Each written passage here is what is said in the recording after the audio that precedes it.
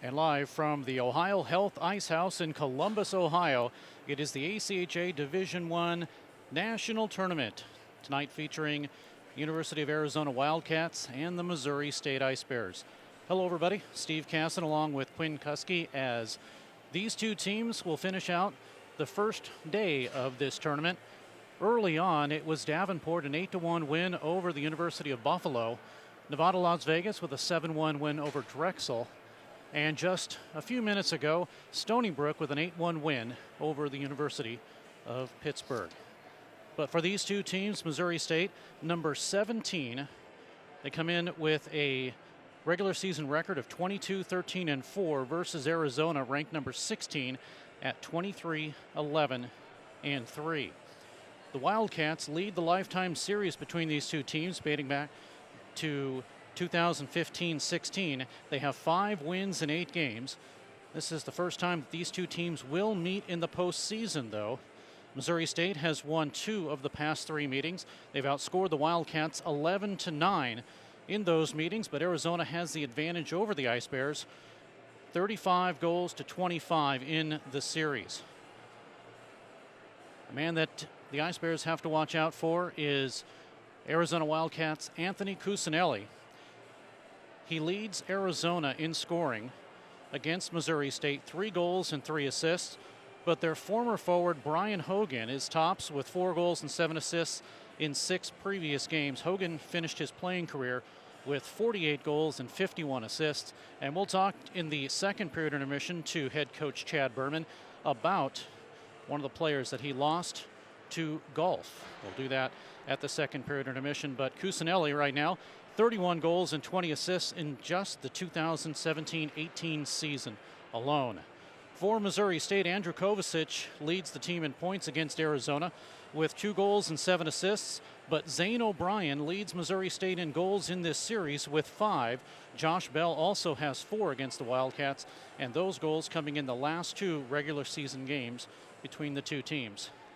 Missouri State with a 2-0 win over Arizona back on October 12th in Gilbert, Arizona, with Travis Barrett and Zane O'Brien notching goals. Bailey Stevens was credited with his first shutout of the season of 3 total, and then Missouri State went on to win 7-6 on November 17th in Springfield. 4 goals in the third period erased a 5-3 Wildcat lead to give the Ice Bears the 7-6 victory. Hunter Saunders, Josh Bell, Brian Schumacher, and Barrett netted goals in the third period. Justin Dungy scored late for Arizona. He made it interesting, but Cusinelli had 2 goals and 3 assists also in that game. Missouri State did lose game 2, 3-2 the following day. Bell gave the Ice Bears a 1-0 lead, but then Cusinelli with a pair of goals also by Trey Decker added to Arizona's 3-1 lead, but then Missouri State clawed their way back with Bell's second goal midway through the third. Arizona, though, held on for the victory, and right now these two teams will meet in postseason play. And, you know, Quinn, it is one of those games where these two teams know each other, but they're going to have to figure out what they're going to have to do because it's win or go home. Right. I mean, the last game I just finished, I called the Pittsburgh game, and those are two teams that had not played each other before, and there was a big feeling out process throughout the first period. It was low shots, low scoring, and very slow pace, and I don't expect this game to be that way at all. These are two teams that know each other very well. They know how they play, and they're both going to go hard and fast right off the start. The officials for today's game, the referee is Sean Fernandez and Eric Krasenchuk. Linesmen Ian McCambridge and Nick Huff. So it's a 4-official system for this game here tonight. The off-ice official and public address announcer is Andy Storrs, and in just a moment we will have the introduction of the starting lineups for both of these teams. Can tell you, though, that the starting goaltender for the University of Arizona is Anthony Chiro. 8-4 with a 2.78 goals against average and a .904 save percentage. For Missouri State, it's Bailey Stevens, the freshman, 12-6-1 with a 2.54 goals against average and a .925 save percentage. And I mentioned he does have 3 shutouts in the regular season. Let's join Andy. Watching the live webcast on the ACHA YouTube network. Welcome to the Ohio Health Ice House in Columbus, Ohio, for the 2018 American Collegiate Hockey Association Men's Division I National Championship Tournament, hosted by the Greater Columbus Sports Commission, the Columbus Blue Jackets, and the Ohio Health Chiller Ice Rinks. This is ACHA Public Address Announcer Andy Storrs. Game number 4 today features on the visiting team bench the number 17 ranked Missouri State University Ice Bears. And on the home team bench, the number 16 ranked University of Arizona Wildcats. Let's meet the starting lineups for both teams. First, on the visiting bench, the Missouri State Ice Bears. In goal, a freshman from Calgary, Alberta, number 50, Bailey Stevens. On defense, a senior from St. Louis, Missouri, number 11, Brennan Anderson. On defense, a sophomore from St. Louis, Missouri, number 27, Chris Brown. At center, a senior from St. Louis, Missouri, number 10, Alex Turin. At left wing, a senior from St. Louis, Missouri, number 20, Andrew Kovacic. And at right wing, a sophomore from Fenton, Missouri, number 16, Josh Bell. The head coach of the Ice Bears is Jeremy Law. His assistant is Ryan Armstrong. General manager is Rhonda Ashluck. The assistant general manager is Steve Kesson. The equipment manager is Corbin Bradley, and the trainer is Scott Stegman. Now let's meet the starting lineups for the home team bench. The University of Arizona Wildcats. In goal, a freshman from Peoria, Arizona, number 30, Anthony Churro. On defense, a senior from Greensboro, North Carolina, number 5, Sean Osment. On defense, a senior from St. Louis, Missouri, number 17, Nick Zelmer. At center, a sophomore from Calgary, Alberta, number 12, Chris Westland. At left wing, a freshman from Homedale, New Jersey, number 15, Anthony Cusinelli. And at right wing, a sophomore from St. Louis, Missouri, number 18, Ethan Stallmuth. The head coach of the Wildcats is Chad Berman. His assistants are John Hogan and Eddie Lavilla. Goaltending coach is Shane Fausel. The athletic trainer is Diane Goodridge. Ladies and gentlemen, would you all please rise and kindly remove all caps. And join me, soloist Andy Storrs and organist Gary Lichtart, in the singing and playing of the Star-Spangled Banner.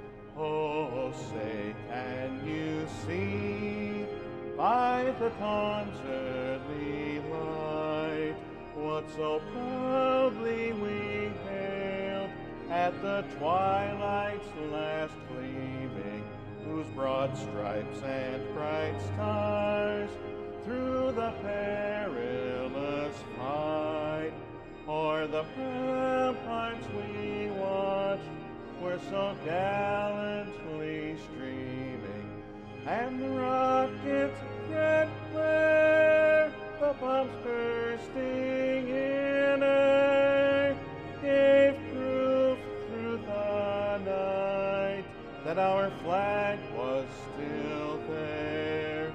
Oh, say does that star-spangled banner yet wave o'er the land of the free and the home of the brave? Our national anthem from the Ohio Health Ice House, Columbus, Ohio. ACHA Division I National Championships, Missouri State and University of Arizona. Again, I'm Steve Casson along with Quinn Kuski. And Quinn, you've had a chance to see some of these games, and you know, quite frankly, it's been a little tough for some of the teams that have come in with the auto bids right now.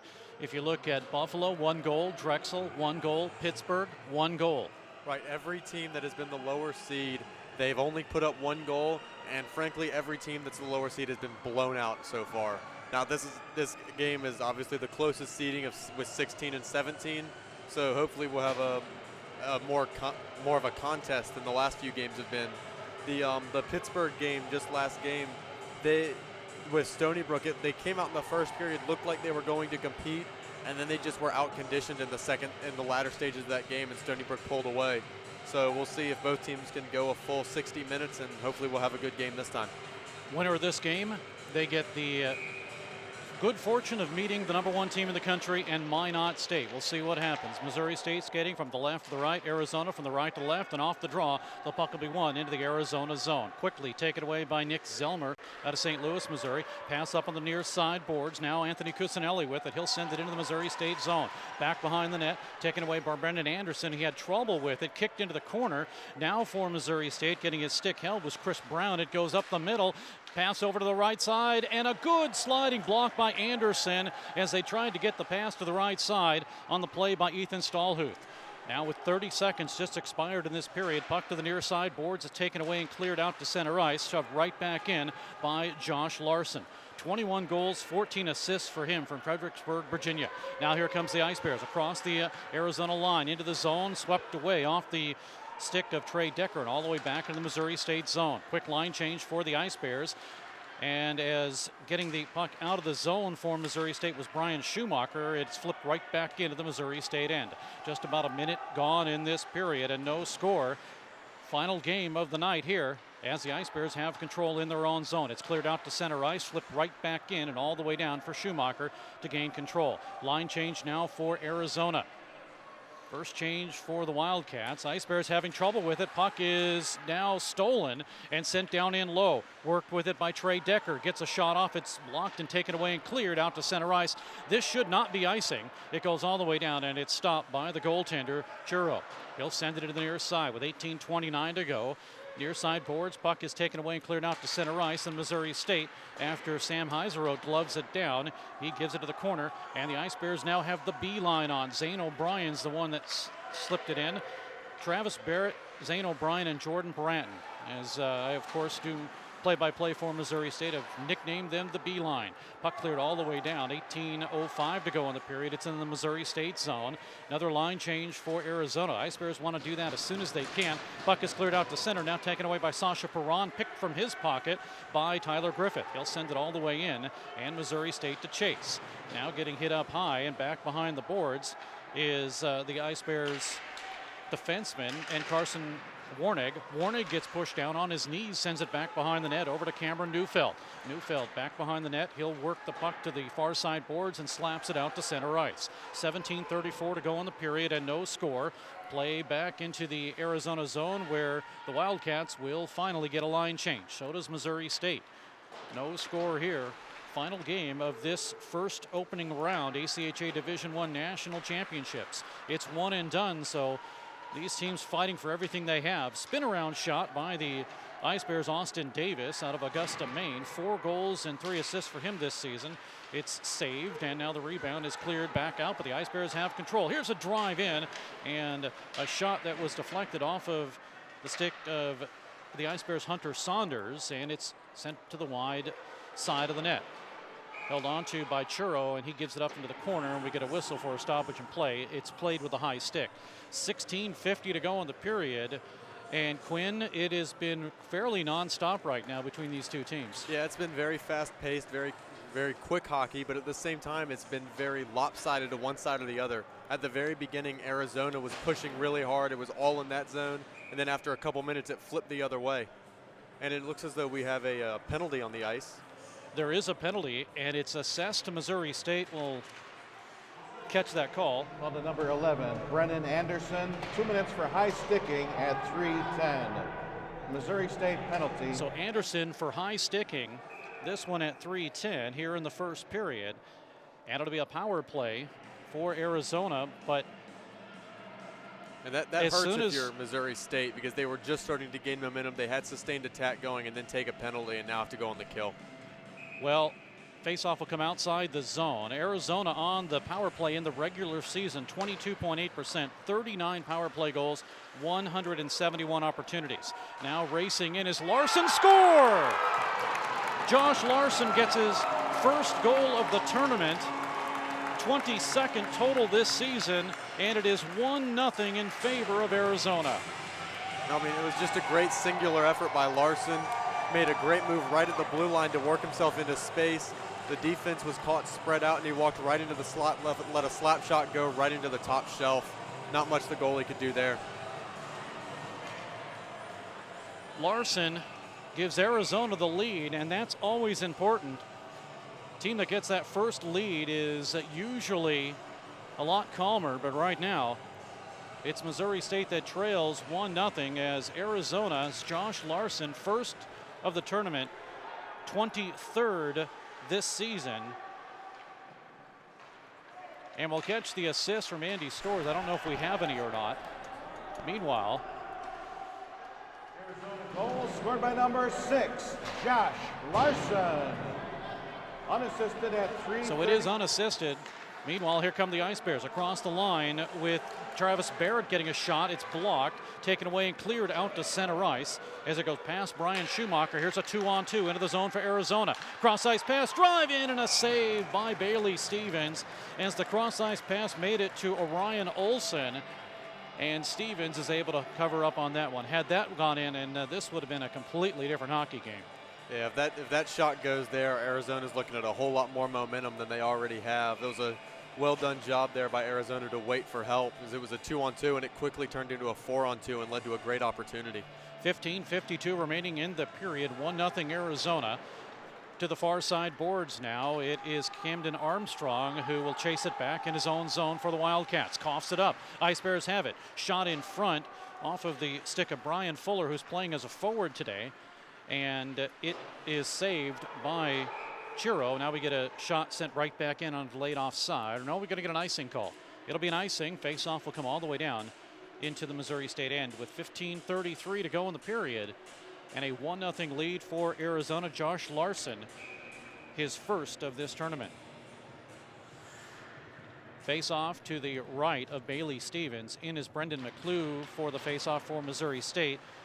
Wins it from Justin Plumhoff, and the Ice Bears will have control. They'll bring it out to center ice. Leading it is Sam Heiseroth. He's going to chase it all the way in. It steps in front of the goaltender, and as Churro went to pass the puck, it deflected off of Heiseroth, and Churro had to be Johnny on the spot. Otherwise, that would have gone in. Churro got really lucky right there that puck deflected right back to him. Couple inches to the left or right, that goes off him and in, but it went right to the center of his chest, and he was able to catch it. Usually, hockey teams argue that one team gets a break versus the other one, but then you wait a couple of seconds and it changes around. We'll see what happens here. 15:15 to go in the period.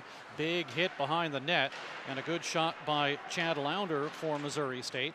Battle for it there. Losing his stick is an Ice Bear. I think that is Hunter Saunders. It is. He thought he was going to get a penalty because he pushed the guy down on top of the puck. Then he backed away. The official said play. So we continue. Now goes to the near side. Taken away by Joey Trapp. Gets it out to center ice and all the way down into the Missouri State zone. Robert Smythe to chase for Arizona. Ice Bears can't clear the puck. It's taken away by Tyler Griffith, but Missouri State is able to get it across the line and out to center, where it shot right back in across, as Missouri State will finally get possession, and Austin Davis will send it down in. Here come the Wildcats. Olson will send it into the Missouri State zone to the far side. Flipped out to center. And out now for Chad Lounder of Missouri State. 2 goals, 2 assists for the Hickory, Pennsylvania product. It'll go into the right side corner. Now behind to Andrew Kovacic of Missouri State. Has his pocket picked. Taken away by Jake Allen. At the line. Now the Ice Bears intercept. And losing his footing is Josh Bell, but it is Nick Zelmer to have it for Arizona. Zelmer stops up short with 14:02 to go in the period, brings it back behind the net. Now Robert Smythe is there, comes up the middle, and it's sent all the way down into the Arizona zone. Missouri State chasing with Andrew Kovacic, the leading scorer of the Ice Bears, and nothing doing there. Play at center. Now sent in as Bell will race for Missouri State. 13:41 to go in the period. Puck to the left point, drive in, just tipped wide as Bell was right there to try to tip the puck in by Brian Schumacher. Play continues in the Arizona zone. 13:30 to go in the period. 1-0 in favor of Arizona. They got that goal early at 3:31. Josh Larson, his first of the tournament. 23rd total in the season. Now a line change for Missouri State. They're at center ice. Puck is to the line and hit hard is Brendan McClue as he gets back up, but it's taken away by Arizona. Joey Trapp shot in. It's blocked. Rebound in front. Oh, what a glove save as it came right in front to Cusinelli, who was waiting for the lower corner. And a big save there by Bailey Stevens. Still keeps it a 1-0 game. Absolute highway robbery. Looked, had a shot easy. Seemed like it should have been an easy goal, and just a great effort to keep that puck out, keep this game at 1-0. Cusinelli, the leading scorer for Arizona, 31 goals, 20 assists, 51 points. The next closest is Justin Plumoff with 12 and 27 for 39. 12.5, make that 12:50 to go in the game, in the first period, that is. And Arizona with possession. Out of their own zone. Cameron Neufeld flips it up across the high side boards. We're going to get a icing. 12:38 to go in the period. Face-off comes back into the Arizona end of the ice. So is it safe to say that even though Bailey Stevens has had to make some good saves, that Missouri State has kind of shut off that pipeline down the middle? Because that's really what has been affecting Missouri State early on. Definitely. Arizona had got a great opportunity early on in the power play, and Missouri State recognized that, and they've already started to shut off that high slot and not let any great chances get away like that again. 12.5 to go in the period. 1-0 Arizona. And the puck at the far side neutral end, taken away by Missouri State to Josh Bell across the line into the zone. Bell tries to get a shot off. Good defensive play by Neufeld into the near side boards.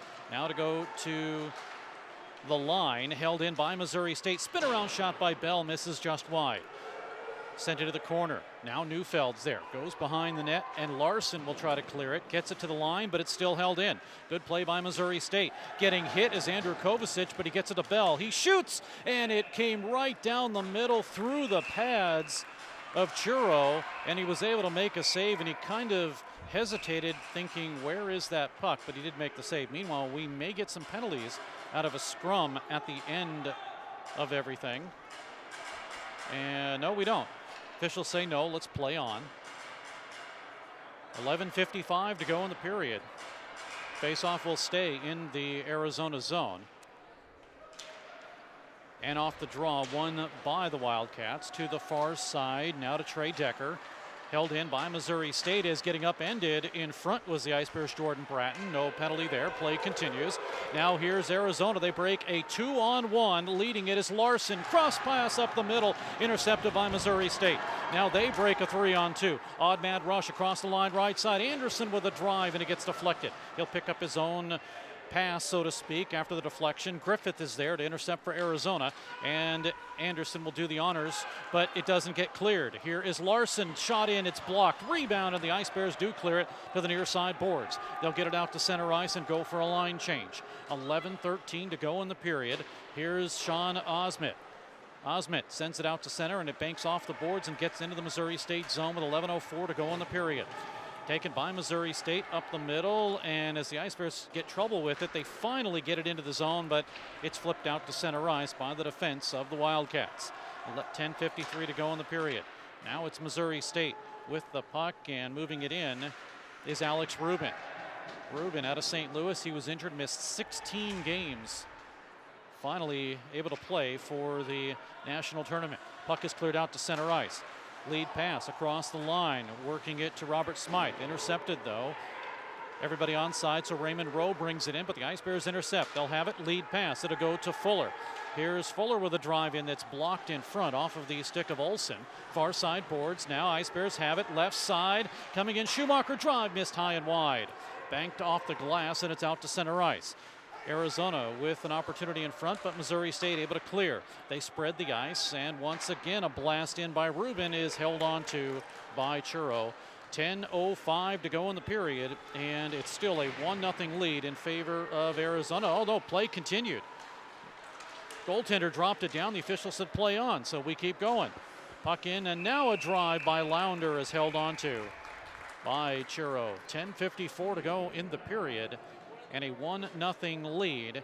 The 2018 ACHA National Championships are brought to you by Aries Sportswear, the official merchandise sponsor of the ACHA. Howie's Hockey Tape, the official hockey tape of the ACHA.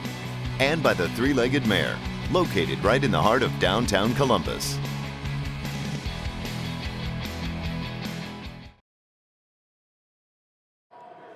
Back at the Ice House here in Columbus. I mean, I'm seeing exactly what I expected from these two teams. Fast-paced, back and forth chances for both teams. And I mean, with two teams that are familiar with each other, there is no feeling out process. They went right at it, and it's exactly what I saw coming. Yeah, with the exception of Larson's goal, which, you know, I think quite frankly, I hate to use the word scared, but Bailey Stevens really doesn't give up goals like that. And I think he was a little shocked. Maybe that's a better S word, that it went in. But with the exception of that goal, this has been a fairly evenly played game. And I think for the most part, teams are still trying to fill each other out. Yeah, I mean, that goal by Larson was just a fantastic move. And I think it really caught Stevens off guard to see that move that led to that chance. Ice Bears win the draw. They keep it in the zone. And trying to backhand it in was Carson Warnig. He'll send it down in low. Play still continues. It's Jake Dickerson now. He tried to bring it into the corner. In fact, he upends Carson Warnig, and they both kind of jaw at each other, but play continues. Ice Bears work it like it's a power play, but it's not. It's still a 5-on-5. It's dropped down in low, moves around to the back end of the ice to Dickinson, and Jake sweeps it off of a stick and gets it out to center ice. Now he touches it in the corner. Good move by Dickinson, passes it up the middle, and the Ice Bears intercept. Great play by Dickinson to get it all the way down, but we are going to get a penalty in the corner, and a penalty maybe we're going to get two. The initial penalty will go against Austin Davis, or unless he's going to the bench. No, he's going to the bench, so it is not against him. Let's see, the initial penalty looks like it is going to be Arizona's Dickinson. So maybe just a little overzealous there. And will that be the only penalty? I think so. Here in the first period at 10:55. There's a great chance here for Missouri State to draw even. Jake Dickinson, 2 minutes for charging at 10:50. So he gets charging, and the Ice Bears are on the power play. Missouri State in the regular season, 20.6%. They get a shot off now, and it goes to the corner to Alex Turin. He tries to swipe it away from Osmed. He does, and the pass is out to center ice underneath Brennan Anderson of Missouri State. So the Ice Bears will set things up once again. 1-0 in favor of Arizona. Josh Larson, his first of the tournament, 23rd total this season. Puck is cleared out to center, and it is off of the glove of the Ice Bears and all the way back. No hand pass on this. So Missouri State now with 1:20 remaining on the power play. They work a 3-on, make that a 4-on-3 into the zone. Drop it down in low, set it up to the high slot to Anderson. He waits, gets it over to Bell, right side, drive, save, rebound, loose, and it goes into the corner. And Turin not happy with his stick getting pulled out of his hands by Zelmer, and now we get an offside. Anderson couldn't hold it on. Turin and Zelmer in front, and Turin was not happy with Zelmer pulling his stick away. Early on, it seems as though Arizona State's penalty kill is just content not to give up anything in the slot. They're leaving the outside wide open to be worked. They're lining their four guys up right in the middle so that nothing gets through right up the middle of the ice. And actually it was more of a trip. He wasn't happy with that. I think he lost his stick on that trip. Meanwhile, the Ice Bears win the draw. They bring it across the line. Steve Casson, Quinn Husky, thanks for joining us. The ACHA Division I National Championships.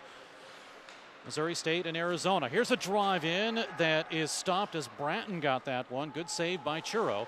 The Ice Bears work the power play. 39 more seconds. Bratton playing high slot now, or make that high right point. Gets it over to the slot. Now Bratton again. He'll crisscross. Drops it off to Schumacher. Sends it in over to the left side to Barrett, and he gets the pass, finally gets control of it. Up the middle, taken away and cleared. So Missouri State having a little bit of trouble with this power play, at least getting things organized and trying to get the shot they want. Arizona with a good opportunity there to kill that one. Puck cleared all the way down into the zone now with 8 seconds to go, no icing. And the power play with Osmet having it for Arizona, sending it back into the Missouri State. It is over. Good rushing check now by Olsen. He has it. But now with 7 minutes to go in the period, it's a 1-0 lead still for Arizona. Coming up at the first period intermission, an interview with head coach Jeremy Law of the Missouri State Ice Bears. Puck across the line into the zone, swept away by Max Meyer. And now grabbed on the right side once again by Meyer. 5 goals, 12 assists for the Minnetonka, Minnesota product.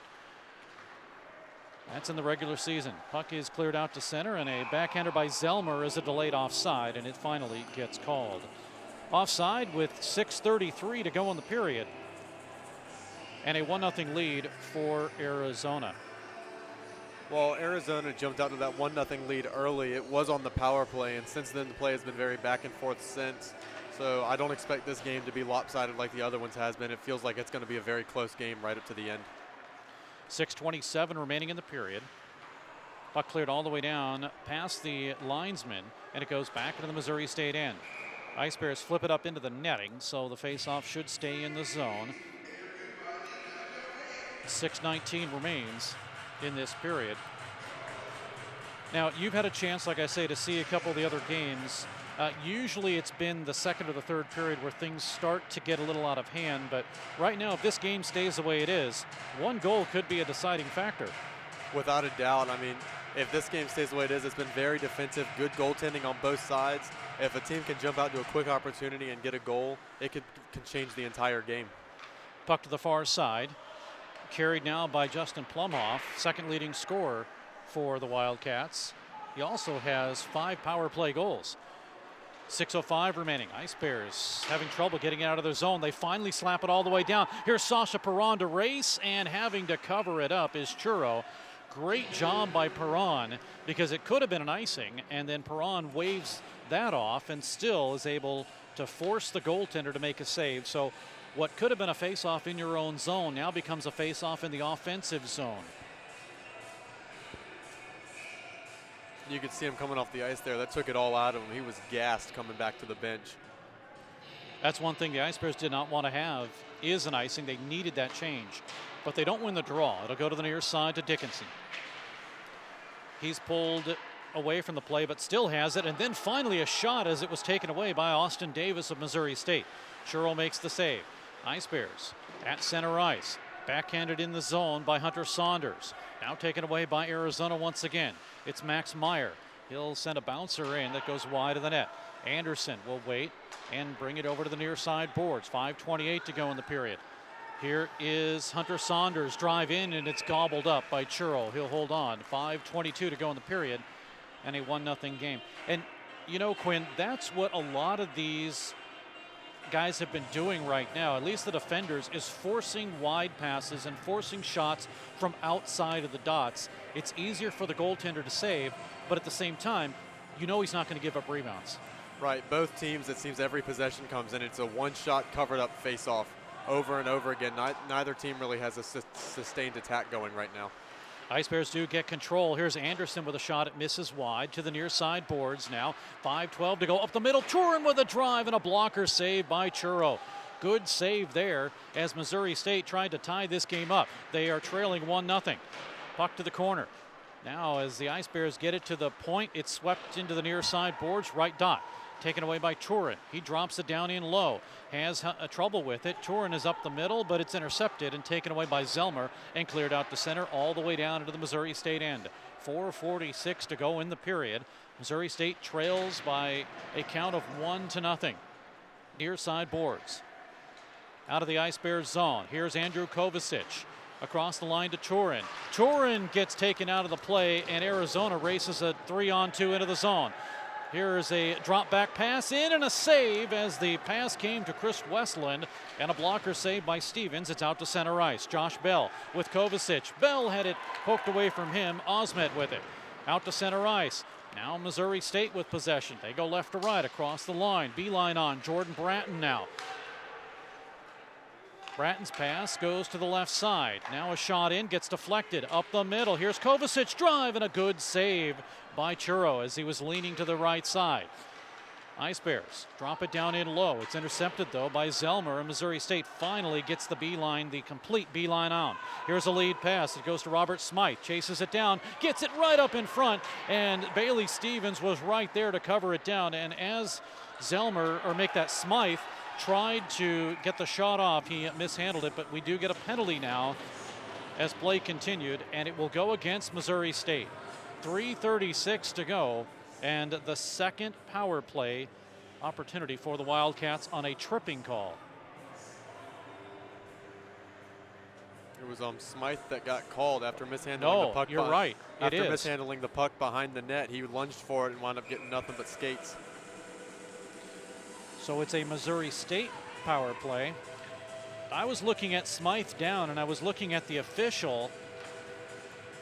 Yeah, Smythe dove for the puck and got nothing but Missouri skates. And so a power play for the Ice Bears with a chance to possibly tie this hockey game up. And as I mentioned, the Ice Bears 20.6% of the power play in the regular season, 83.4% for Chad Berman's squad. They allowed 35 power play goals and 202 opportunities.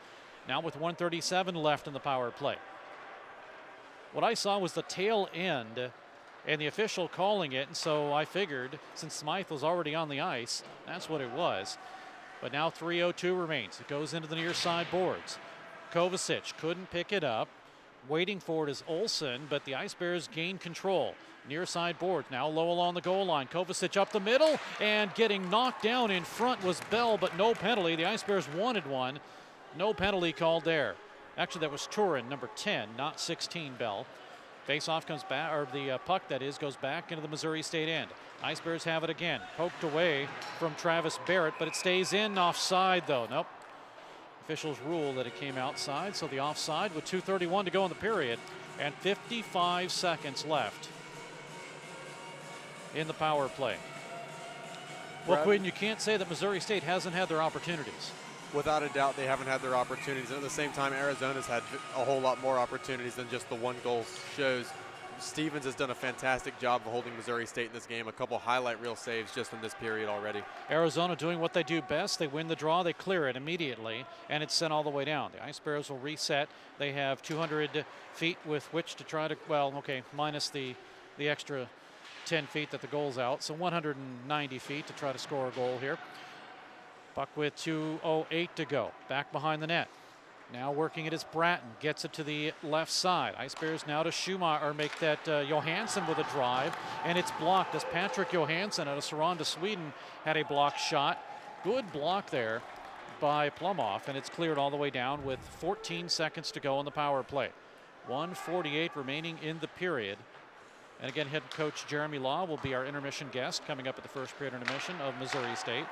Puck across the line and working it down, but the power play expiring is Zane O'Brien. Here comes Arizona. They have an odd man rush, 3-on-2 into the zone. Left side, Smythe drops it off, and a pass by Griffith is too far. Nobody there. The puck is not cleared, held in, 1:23. Ice Bears give it up. Here's Griffith again. He shoots and misses wide. Missouri State coughing up the puck in their own zone, the third straight time they've done that, and Arizona has not been able to take advantage of it. Ice Bears still can't clear the puck. They're held at the far side with some good pressure by Arizona. Check comes in by Smythe behind the net, centered in front, saved by Stevens as the wraparound by Smythe instead turned into that from a potential centering pass, and Stevens had to make the save. What could have been a one-and-done opportunity there for Arizona quickly turned into two more scoring chances, with Missouri State turning it over twice on their own end. You can't afford to do that when it's a one-and-done tournament. Near side boards, and the near side face-off, that is, left side, and off the draw with now less than a minute to go. Puck is finally cleared out to, no, it's not. Now the Ice Bears have it, and they'll work it with Brendan McClue across the line. Fifth-year senior McClue, he shoots, it's blocked. Good save there by Churro. Puck to the corner and out to center ice. Now to Cusinelli across the line. Cusinelli, the leading scorer, behind the net, looking, it's up the middle, and it'll still be held in by Arizona. Grabbed by Zelmer. Nick Selmer, 4 goals, 17 assists for the defenseman. Gets it to the far side, and Missouri State with 24 seconds. Now flipping it up is Brendan McClue as a line change will ensue for Missouri State. 17 remaining.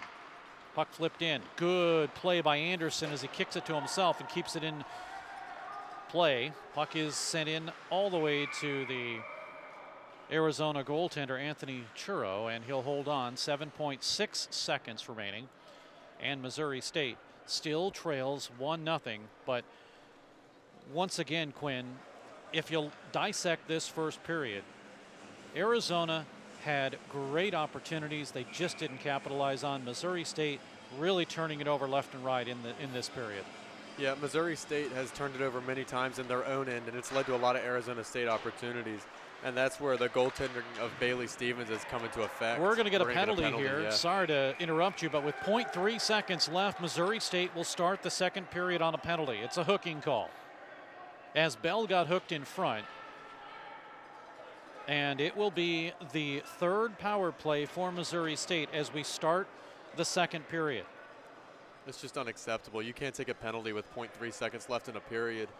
At that point, you're just trying to get out of there. The period's over. No chances coming at that point. You can't let yourself take a penalty in that situation. The official said, let's go ahead and run the time off. So that means a fresh 2 minutes for Missouri State to start the second period. And again, a 1-0 lead. That's all we have right now. With 3:31 on the clock, Josh Larson gets his first of the tournament, 23rd total goal this season, and it's 1-0, and that's where we stand after one period of play. Quinn, your thoughts on this period and really what Arizona has to do, because they've been given all the breaks, and what does Missouri State have to do? I mean, if you're Arizona, keep doing what you're doing. Eventually, you'll find the twine and put another one home. And if you're Missouri State, you can't be turning it over in your own end. You're coming out on this period on a power play. Capitalize on that power play. You got fresh legs, a fresh sheet of ice. You can come out and you can capitalize on that and draw this game even, and then cancel out your turnovers. You'll be in a good spot. We'll take a break and hear from the head coach of the Missouri State Ice Bears and Jeremy Law. Chad Berman of Arizona joining us. And Chad, Jeremy Law, head coach of Missouri State Hockey. And Jeremy, you know, when you took this job at Missouri State, the first thing that everyone said was, what's going to happen with this hockey club? It was kind of a rebuilding thing where, last year you kind of went from having a name to now all of a sudden having a great name in making the Nationals for the first time in 3 years at Division I. I want to say, did you always have this plan? But your thoughts on the fact that Missouri State has, for the first time in history, made the Division I national championships? Yeah, that's been my goal for sure, and I know that's been our team's goal the whole season. And it was a really good group of guys. I was fortunate enough to take over.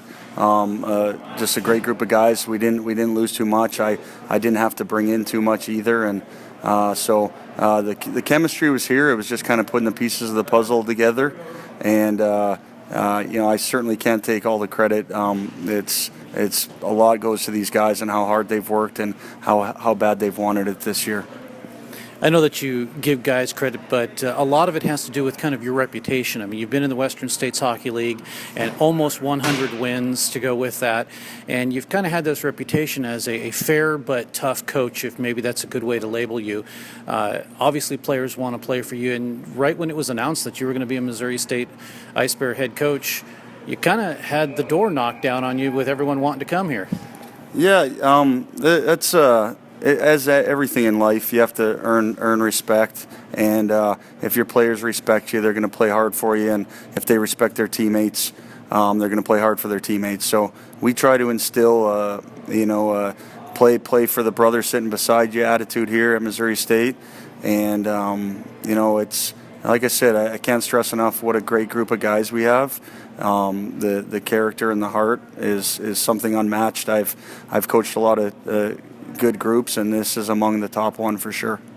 Now, rumor had it there's a video surfacing or revolving somewhere that has not surfaced yet about you saying last year, "Oh, mark my words, we'll be number 17 and go to the Nationals." And until that rears its ugly head, we'll have to just say, all right, I guess that actually happened because Missouri State they squeaked in, if that's a good word to use, at number 17.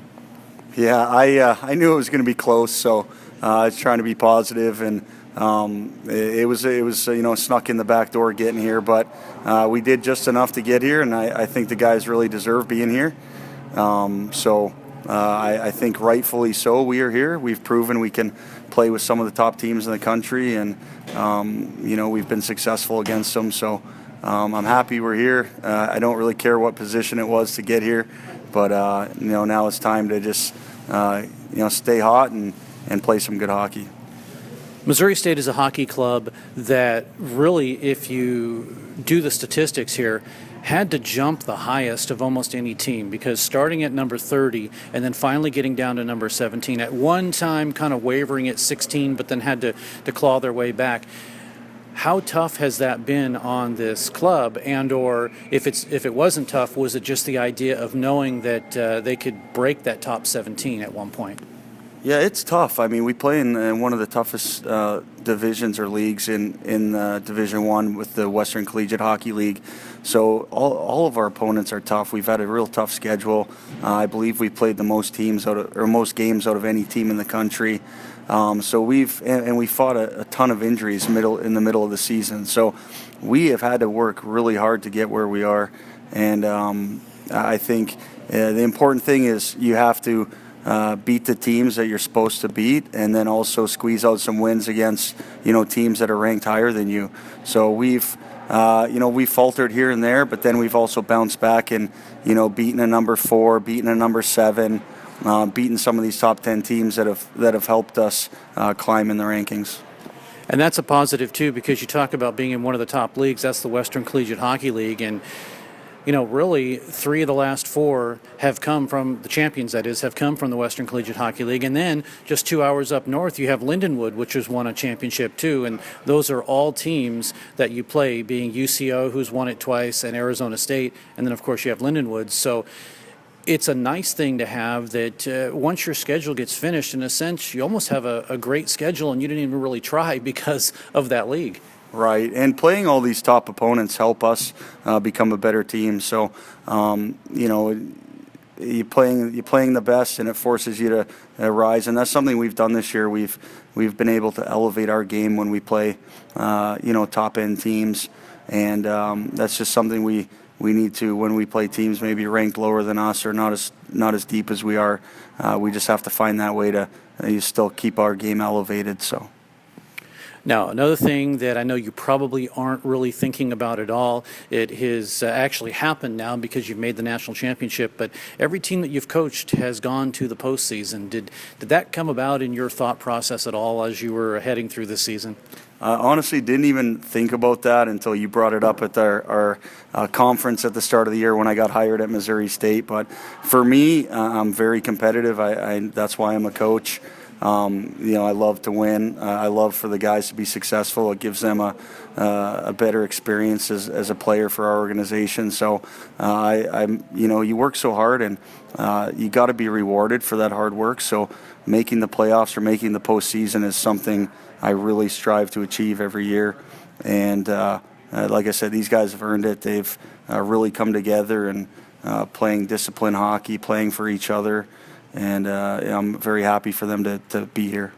Jeremy Law, head coach of Missouri State, joining us. And Jeremy, when you look at this season, and you mentioned injuries, and one of the things that this club has been able to do is battle back from adversity. It's something that in the past maybe the team has done but not really completed. But this year, can you kind of say that they've completed that, in that at one point against Lindenwood, you fielded 14 players, and it was just a tough weekend, and then all of a sudden the next thing you know, as you continue down the stretch, you're battling for the position in the national championships, and you attain that. So is it a situation where this team maybe in their mental ability just turned things around regardless of what the injuries were? Because some teams, quite frankly, would give up. I mean, okay, look at the New York Rangers. They sent a message out to their fans this year that said, sorry, we've kind of given up. But that aside, and all jokingly aside, this is a team that kind of just didn't want to quit. Yeah, it's an attitude and mentality we've had all year. We've had to play playoff hockey all season to get where we are. We couldn't afford to, lose games that for no reason. So we've been, we didn't have the pleasure of being in the top 10 where we could kind of coast to nationals, and I'm not saying those teams do, but there's definitely less pressure on the top teams that have maybe clinched a national berth halfway through the season. But the last, since Christmas, every game has been postseason for us. Must-win games, and we had to keep scores tight if we were going to lose. So, it's kind of built our character and the chemistry of this team. So that's been great. One thing is you kind of research the teams that you've had over the past. You've had teams that maybe had one top line, but then a second line would take over, and maybe a third line might be the top line at every given moment. So you never really relied on one top line. It's always been two or three that maybe took over. And that's kind of the way it is with this season, where you've had two or three lines that at any given moment can be, and sometimes in stretches, can be that team or that line that will carry the team.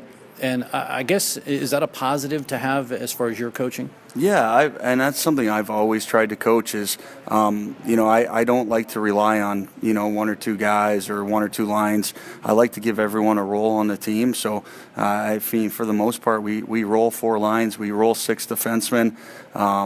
We've played every goaltender we've had. I mean, I feel if everyone has a role on this team, and they feel like they contribute in some way, it's going to make them a better hockey player, and it's going to make their attitudes better. And it's just something that's the way I like to coach. And I think at this point of the year, playoff time, when you have to win 5 games over the next 6 days, it's important that you have guys with time on ice experience. So I think that's going to be to our advantage, having 4 lines that can play. Jeremy Law, head coach of Missouri State. For a lot of these guys, it's the first time they've experienced a Division I national championship, which is basically one and done. A few of the guys have been to a Division II national championship, so the pressure's off a little bit because you do a round robin to begin with. What's the mentality of this team right now heading into Game 1? The mentality is just to play our best game. Win or lose, we can hold our heads high. But I know we're confident that when we play 60 minutes, we're a tough team to beat. So if we come out and give an all-out effort, we're confident we're going to be successful. And I think that's all we can ask of these guys. And everyone's. I think we're past the nervous stage. They're happy to be here, and they know that we deserve to be here. So we're going to go give our best effort and see what happens. Obviously the first time being on this ice, and you guys got a chance to practice, that's obviously got to be a positive thing to be able to get out and figure out what's going on as far as the ice surface goes, and not just get there and all of a sudden have to play and figure it out in the first period. Yeah, it was nice to practice here the first day we got in. It is a little different. The ice is softer. The boards are lively.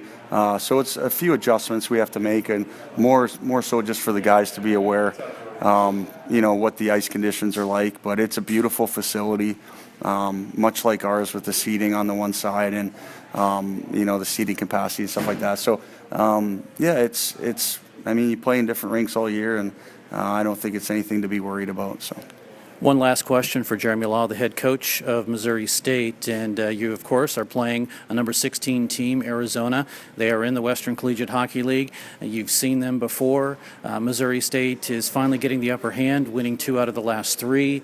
I'm not going to ask you to predict anything, but you obviously have a little bit easier of a time now being able to kind of figure out Arizona versus maybe a different team.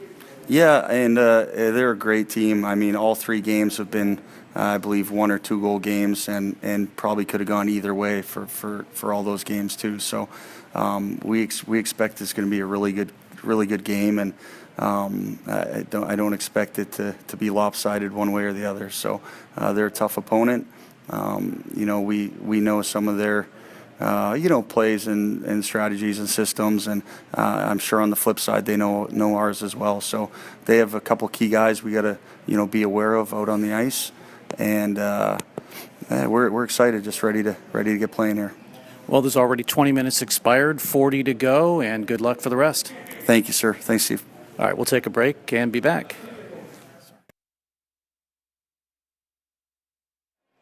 And that was head coach Jeremy Law of the Missouri State Ice Bears. I'm sure as he's now in talking with his team that he's talking about the advantages that Missouri State could have had and the advantages that they have been given to Arizona. But they trailed just a 1-0 score. Josh Larson with his first unassisted, that coming at 3:31 of the period. And Quinn, I had a chance to go down and talk to Bailey Stevens, the dad of, or excuse me, to Bailey Stevens' dad, and he told me that he kind of saw, he watches his son religiously, and he said he knew that he couldn't see the puck, that he was probably screened by an Ice Bear player, and that's the worst thing you want to do is screen your own goaltender. But you have to admit, this is the first time, it's not for Arizona, but this is the first time Missouri State's been in a national championship tournament. So if that's the only error that they're going to have in this hockey game, that's great, but we still have 40 minutes left to play. Right, you have to know that they're coming into this nervous, this being their very first national championship tournament. For Arizona, this is familiar territory. So we'll see. Missouri State, I think, did a fairly good job adjusting after letting in that goal. We'll see if they can keep doing it and hopefully they can maybe draw even here than this 2-minute power play they've got to kick off the period. Exactly. That's the biggest key, is you do have a 2-minute power play, which Missouri State can hopefully do something to tie this hockey game. It would definitely be a boon, and as we talked about it earlier, the first team that scores that first goal, they have that advantage, and it really is a big relief to get that 1-goal lead. Although, as we've talked about it many times, a 1-goal and a 2-goal lead are the worst leads to have in hockey. Without a doubt. I mean, Pittsburgh last game, they got a 1-goal lead and they seemed to be lulled into a false sense of security. Next thing they knew, they gave up 8 unanswered and wound up losing that game in a very lopsided fashion. This time it's Arizona skating from the left to the right, Missouri State from the right to the left, and the Ice Bears have possession. And again, they're on the power play, and they will work the second period across the line to Turin.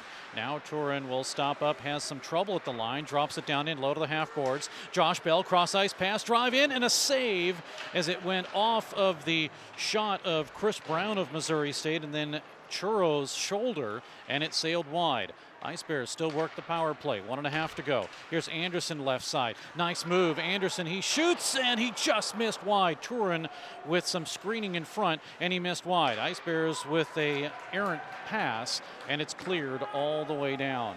So Missouri State with a great opportunity on the power play, and they just could not capitalize. Now with a bad pass, it's cleared all the way back in. So that's something the Ice Bears have to settle down and work well, are those initial passes. They're not doing it. 1 minute expired in the power play and in the period. Puck across the line now for Josh Bell of Missouri State. He'll drop it in low, gets it up to Jordan Bratton, over to Anderson. Nice move. Now to Chris Brown. He'll work the puck with 48 seconds left. Works it again to Bratton, down in low. Jordan Bratton, 11 goals, 23 assists. Now right side. Down in low, up the middle, Bell, he shoots, and a stick save. Good save there by Churro as he closed off the middle of the lane. Now the Ice Bears work it again. Cross ice pass. They have it with 28 seconds to go on the power play.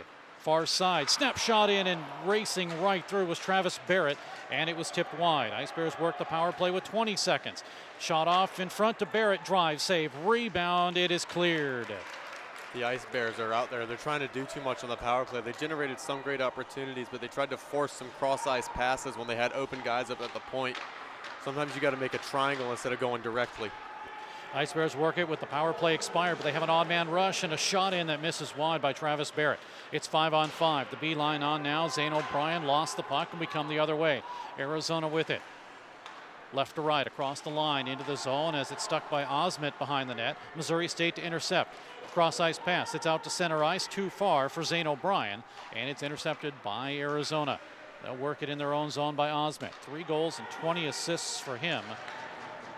And Osment is the 7th leading scorer. Puck tipped in and into the net as the man doing the tipping, Josh Larson, that is. He scores, but that doesn't count. 17:23 to go in the period here in the second. ACHA National Championships Division I, and we're still at a 1-0 lead in favor of Arizona. Really hard rush to the net there by Larson. He wound up losing an edge and going down to the ice, and at that point there's not much you can do about it. I mean, he was barreling straight into the goal, and it was just a matter of hoping everyone could get out of the way. Because of that, the faceoff will come outside the zone. And I will tell you, the one thing I do like about this arena is they do put the rubber pegs in and not the metal tips, because goaltenders tend to push off and it's easier for them, and of course they push the netting off. And Bailey Stevens is one of those goaltenders that likes to do that. Puck in the Missouri State zone, taken away by the Ice Bears, held in by Osmed of Arizona. Dropped in low once again by Rowe, who intercepts. It comes up the middle, broken up, and it is McClue who can't clear it, but a save by Stevens as a shot comes in right up the middle. Ice Bears finally clear it, and they get it out to center ice. Lead rush as it goes to Alex Rubin. He'll send it all the way around. Nobody there for Missouri State. Bad pass up the middle, and it's cleared out to center ice. The Ice Bears had flooded too many on the right side and nobody up the middle, and they couldn't intercept the puck. 16:37 to go. Ice Bears do have it. Here is a shot by Brendan McClue that's deflected wide. Now a drive in by Heiseroth is steered aside by Shiro. Behind the net. Ice Bears right up the middle, and a couple of bodies tangle in a drive in save. Rebound loose, and a wraparound by Rubin is denied by Churro. Comes to the corner, and it is cleared out to center ice. Here's a lead for Larson. Broken up, a delayed offside, and the Ice Bears will have possession of the puck. Glove down by Bailey Stevens, sent all the way into the zone. Icing will be the call. 16:01 to go in the period, and a 1-0 lead for Arizona. That back in the first period at 3:31. Larson, his first of the tournament. Both Churro and Stevens are having fantastic games so far. I mean, this game's 1-0, but if Stevens isn't screened on that one shot, it could very easily still be 0-0. Both goalies have played fantastic thus far. Play is underway with 15:55 to go in the period, and the Ice Bears will have it. They send it to the far side. It's off the boards and out to center. Sent right back in. Onside for Arizona. Here's Westland with a drive. It's blocked, and it's cleared out to center ice once again. A delayed offside. Missouri State out of their own zone. Flipping it now and getting possession of the puck and getting dumped down is Missouri State's Austin Davis. Puck to the far side. Takes a bad bounce off, and it's intercepted by Arizona. Taken away by Missouri State. Tipped to the corner. Shoved around and grabbed by Carson Warning of Missouri State. Into the near side with 15:18 to go in the period, and a 1-0 lead for Arizona. Steve Casson, Quinn Kuski, thanks for joining us on what is right now a very good hockey game. 1-0 in favor of Arizona. Shot sails wide off the stick of Chris Brown of Missouri State. Goes to the near side. Alex Turin is there for the Ice Bears. Puck is taken away, and from the top of the left slot, or point that is, it is shot by Anderson wide. Now back out to center. Ice Bears work it again. Kovacic up the middle, gloved away, taken away by Camden Armstrong, and cleared out to center ice for Arizona. Ice Bears trying to work the puck. It's sent all the way into the Missouri State end of the ice. 14:34 to go. A very tight hockey game here between these two clubs, and it's a far cry from the earlier games. Both of those earlier games were 8-1, 7-1, and 8-1. Puck comes in and no icing as the official waves it off. It goes to the point, cleared out to center ice. Here is a lead for Robert Smythe. He's one-on-one. Smythe gets pushed out of the way by Brennan Anderson of Missouri State. Anderson carries it to the far side. Kovacic waits for it. He flips it up, but not out. And finally, it's carried out to center ice. And the Ice Bears have possession. They have a 3-on-2 into the zone, offside as Bell was straddling the line, and Kovacic came in, and the officials call it offside.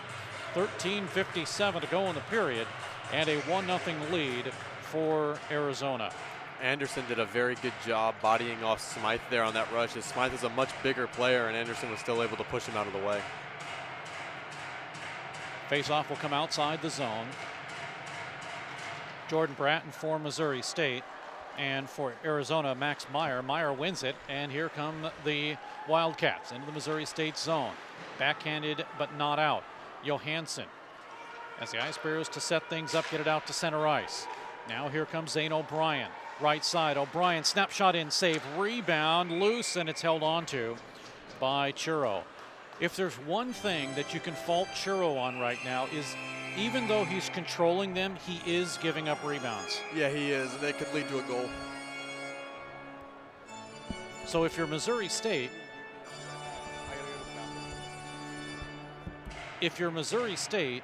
you want to try to take advantage of that. Well, we are going to get a penalty, I believe. No, we're not. We're going to get a line change. So it's still 5-on-5. And a shot by the Ice Bears. O'Brien misses wide. It'll go to the near side and out to center and cleared back down in where Missouri State will have possession. Trying to clear around the check of Justin Dingy. Or Dungy, actually.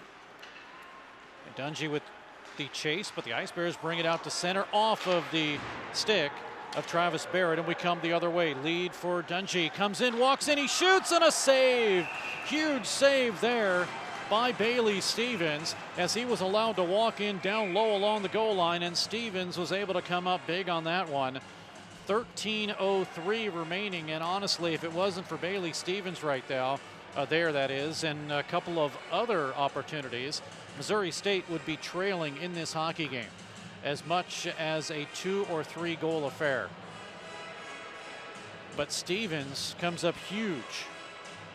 13:03 to go in the period. Steve Casson, Quinn Kuski, thanks for joining us as these two teams familiar with each other. They're from the Western Collegiate Hockey League, the WCHL, and Missouri State finished 3rd in the WCHL. Arizona, I take that back. Missouri State finished 4th in the WCHL at 12-10, and Arizona finished 3rd. Across the line, into the Missouri State zone. A backhander that misses off of the attempt by Trey Decker. Work to the far side, and actually that's not Decker. That was Cusinelli, 15, not 25. Goes to the near side. Now a spin around shot by Ethan Stallhuth is deflected to the far side and out to center ice. Good play by Brendan McClue, getting his body in front of that. Now puck sent in with 12:18 to go in the period. Back behind the net. Working it is the Ice Bears and Sam Heiseroth. Now as he sends it over, an opportunity in the zone for Sasha Perron gets checked off the play. And back out to center once again. Lead this time to Stallhuth with the drive in, and it's held on to by Bailey Stevens. 11:53 to go in the second period. And a 1-0 lead. Back in the first period at 3:31, Josh Larson with a high slot shot over the glove of Bailey Stevens, and that's where we are right now. Arizona with the lead. Missouri State wins the draw. They clear it to the near side, and it flips up and out, so we'll have a face-off. This will probably stay in the zone, as it may have been deflected off of a Wildcat. 11:48 to go in the period. Face-off in the Missouri State zone. It's won by the Ice Bears, controlled by the Wildcats, sent down in low by Larson. Cross-ice pass as it was cleared out by Missouri State, and Hunter Saunders is intercepted by Arizona. Taken by Larson. 21 goals, 14 assists on the regular season. Now with his playoff goal, he now has 22. Here come the Ice Bears and Brendan Anderson. He shoots, it gets deflected high along the glass, stays in play. Swept by Olsen and all the way down. This will be an icing call. Icing with 11:14 to go in the period. It's brought all the way back into the Arizona end of the ice. So two teams that wear gray in their uniform. Arizona, of course, with a lot of gray. They normally wear their reds. And Missouri State with the gray in their numerics. Off the draw, Ice Bears do win it, and it is flipped up and off of the body of Larson. So face-off will stay in the zone. second period, and a 1-0 lead for Arizona. That is held up in this hockey game.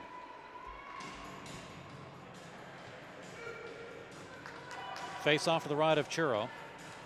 Comes in with a 2.78 goals against average and a 904 save percentage.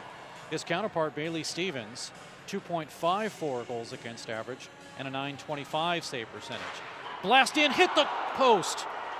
Right off the draw, and Patrick Johansson hits the right post, and Missouri State was that close to getting a goal.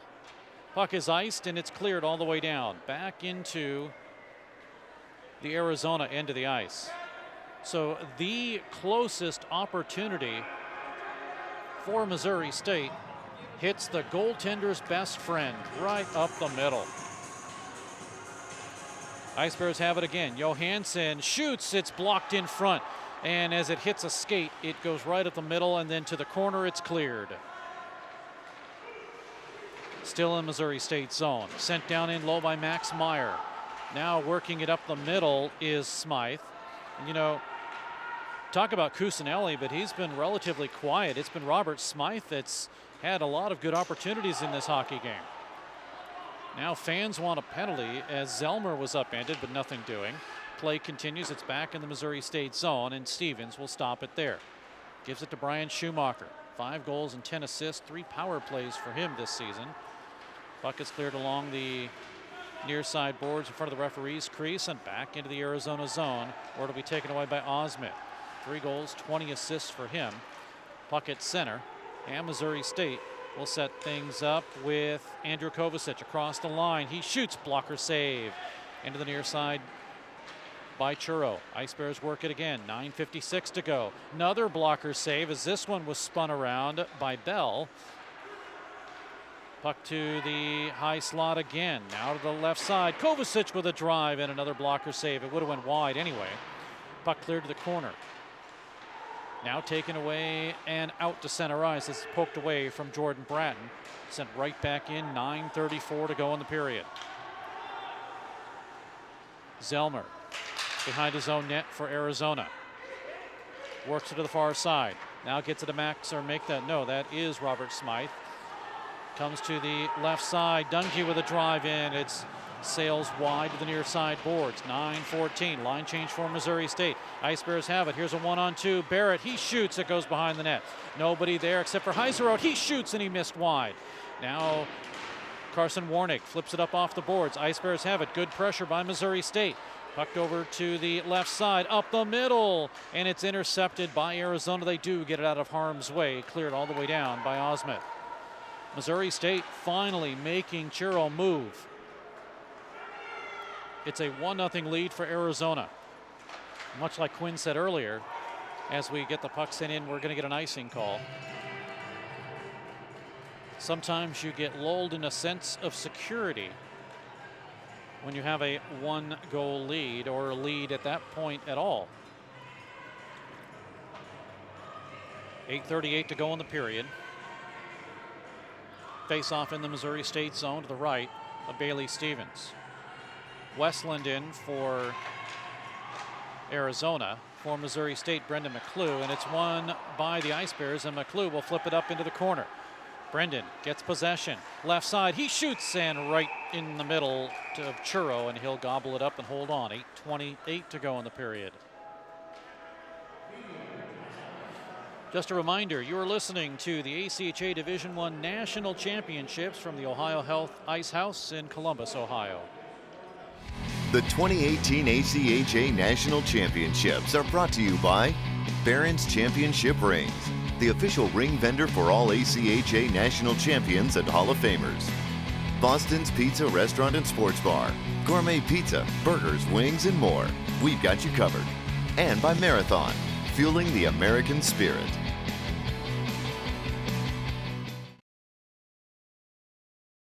Ohio Health Ice House, great host for this tournament. Nothing but spectacular. Lots of friendly faces and people here that really appreciate the ACHA, and looking forward to more tournaments in areas like this.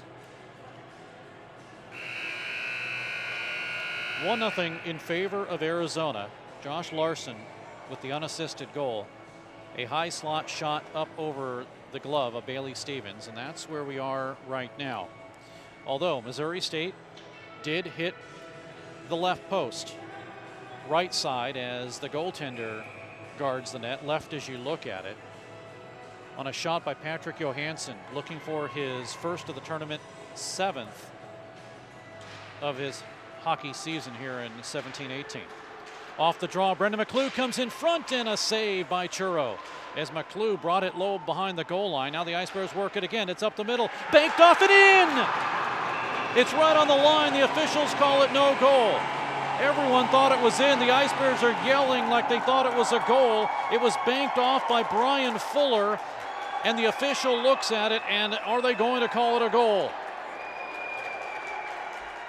Churro was down and scrambling, and I do not know if the officials are going to call it. It was banked off the goaltender and in. Everyone yelling and cheering. Still no indication from the official on if it was a goal or not, other than he did have it waved off in that he put his hands up. So I do not know if this will be considered a goal or not. Now, the official talking, and unfortunately, I don't know if they're going to look at our replay. But Churro is wondering what's happening.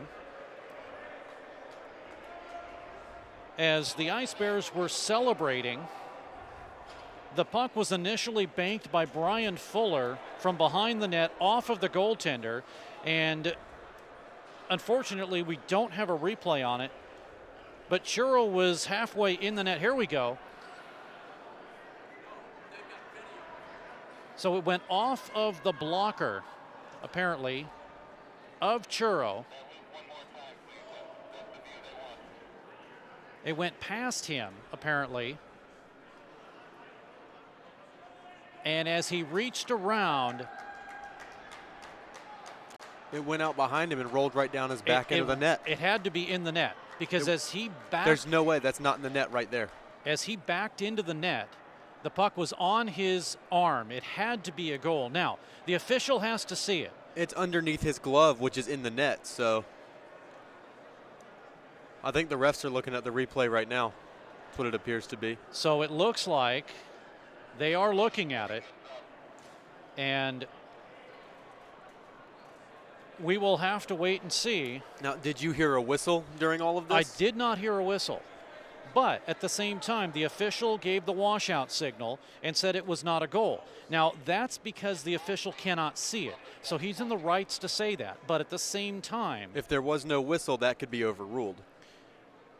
Agreed. And also at the same time, you have to look at it this way. You have to kind of put 2 and 2 together here and say it went off his back.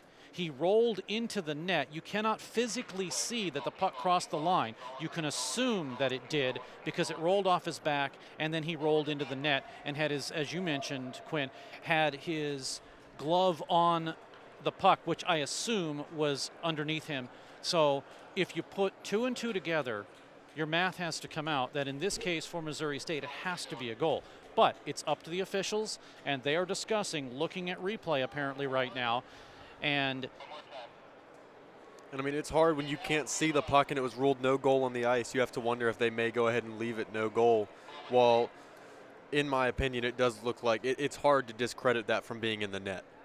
Yeah, you almost have to argue that the goaltender, since there was no whistle, that the goaltender knocked it into the net himself. And because of that, and because there was no whistle, now you leave it into the hands of the officials. What are the officials going to say? So they are looking at what you are looking at. And they still want to continue to see this replay. They want to know if this is a goal or not.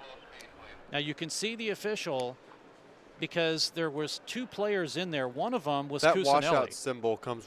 That washout signal comes well after the puck was in the net. It does. And Cusinelli's there. He is, in a sense, covering the official's view of things. I mean, at this view we're getting right here where the referee is waving it off, there's no way that puck's not in the net at that point in time. Exactly, because the goaltender backed up and in. So they've washed it out.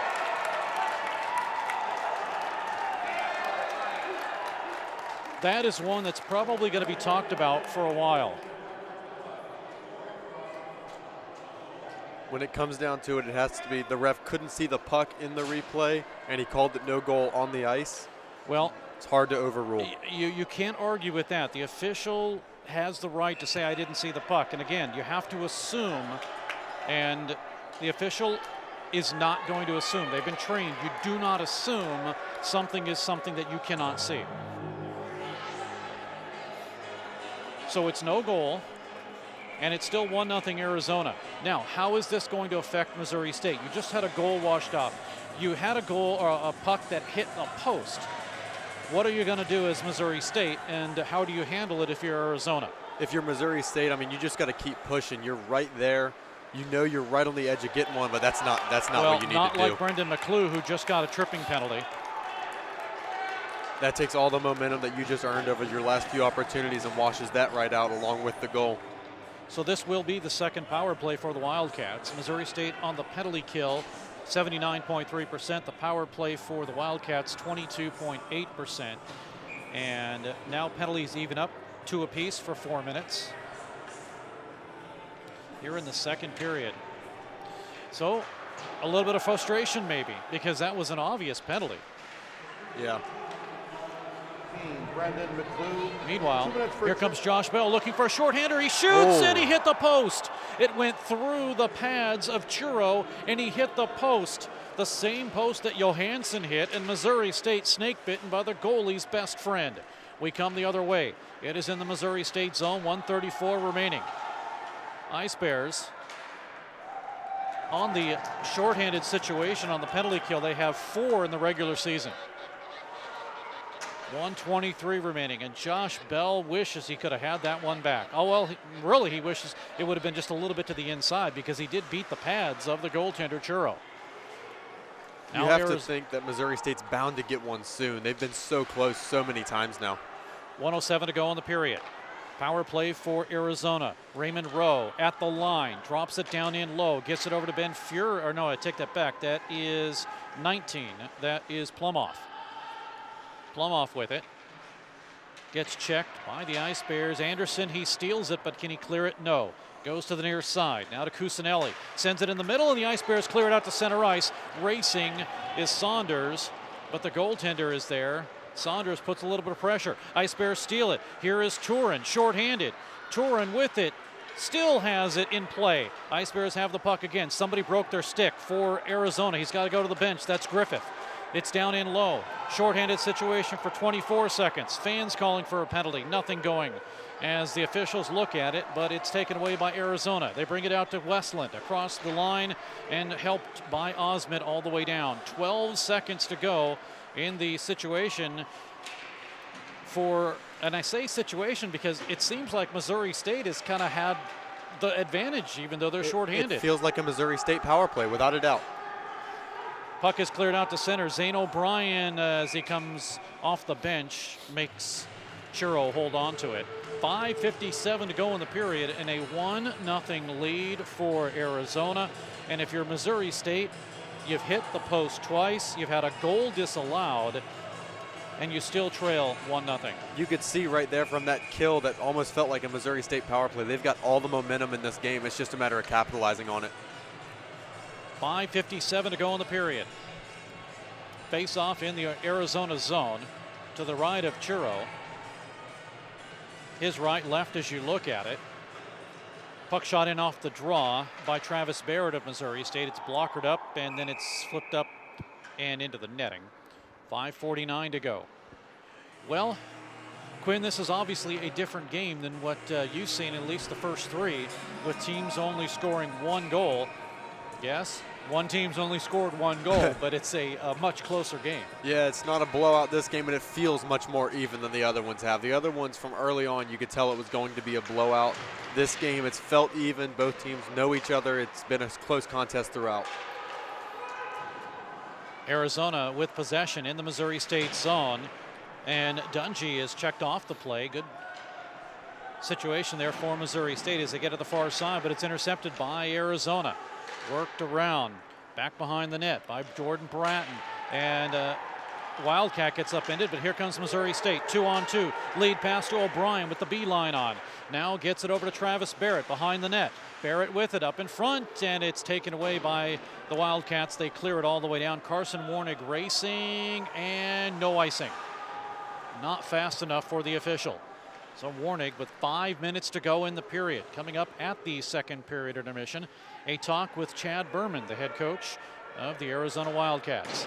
Puck clear to the corner, and it is flipped out to center ice, where it is Jordan Bratton out of St. Louis. Bratton will give it up to Travis Barrett.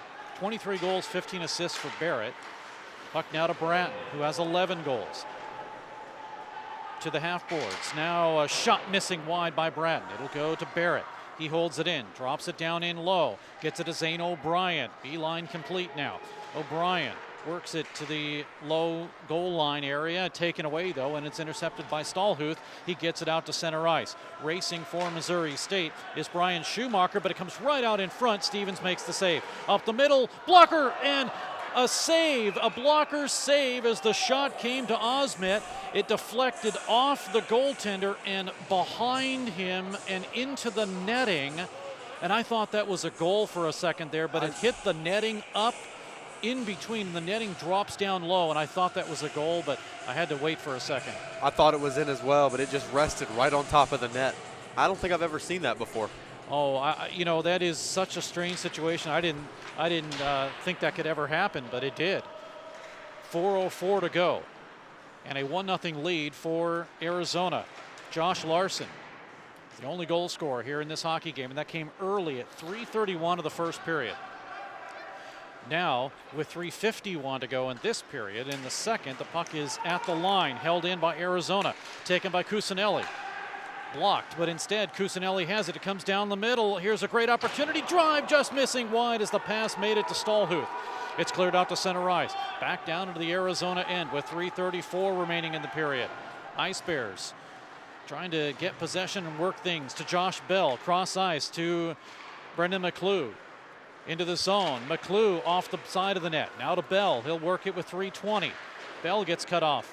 Still at the half boards. Now to Anderson. He shoots safe. Rebound Bell, and he couldn't get it. Anderson is there again. He's getting hounded defensively by Trey Decker of Arizona. It comes up the middle. Stolen by Chris Brown. He shoots, and a save as it gets deflected off of the goaltender and off the side of the cage and out to the corner and out of play, and another opportunity for Missouri State squandered away.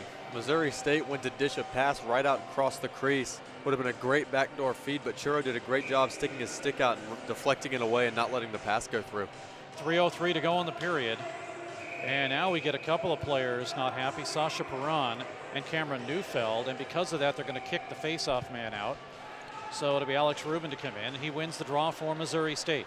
Ice Bears work the puck. Down the middle, drive. It's blocked in front. Nobody found it. It comes to the left side as it was blocked in front, and Perron slid it to an open man. That was McClue, but nobody knew where that was. Puck to the corner. It's flipped up and out to center ice. Perron is there and taken away momentarily by Josh Larson. Now comes in left side, Plumoff, and a shot in right through the crease. Near side boards, 3:35. Ice Bears working out. They have a 2-on-3. Now here's McClue all the way down. Working it is Cameron Neufeld, and both of them go behind the net, and they rattle the boards behind and the glass. We come the other way. Line change for Missouri State. Here's Larson, left side, and Anderson takes the body enough to get Larson, and Anderson's helmet comes off. He wanted to get Larson just to pass up the puck, and he did. But because of the helmet coming off for Anderson, we'll have a face-off. It'll stay in the zone. 2:13 to go in the period, and still a 1-0 lead for Arizona.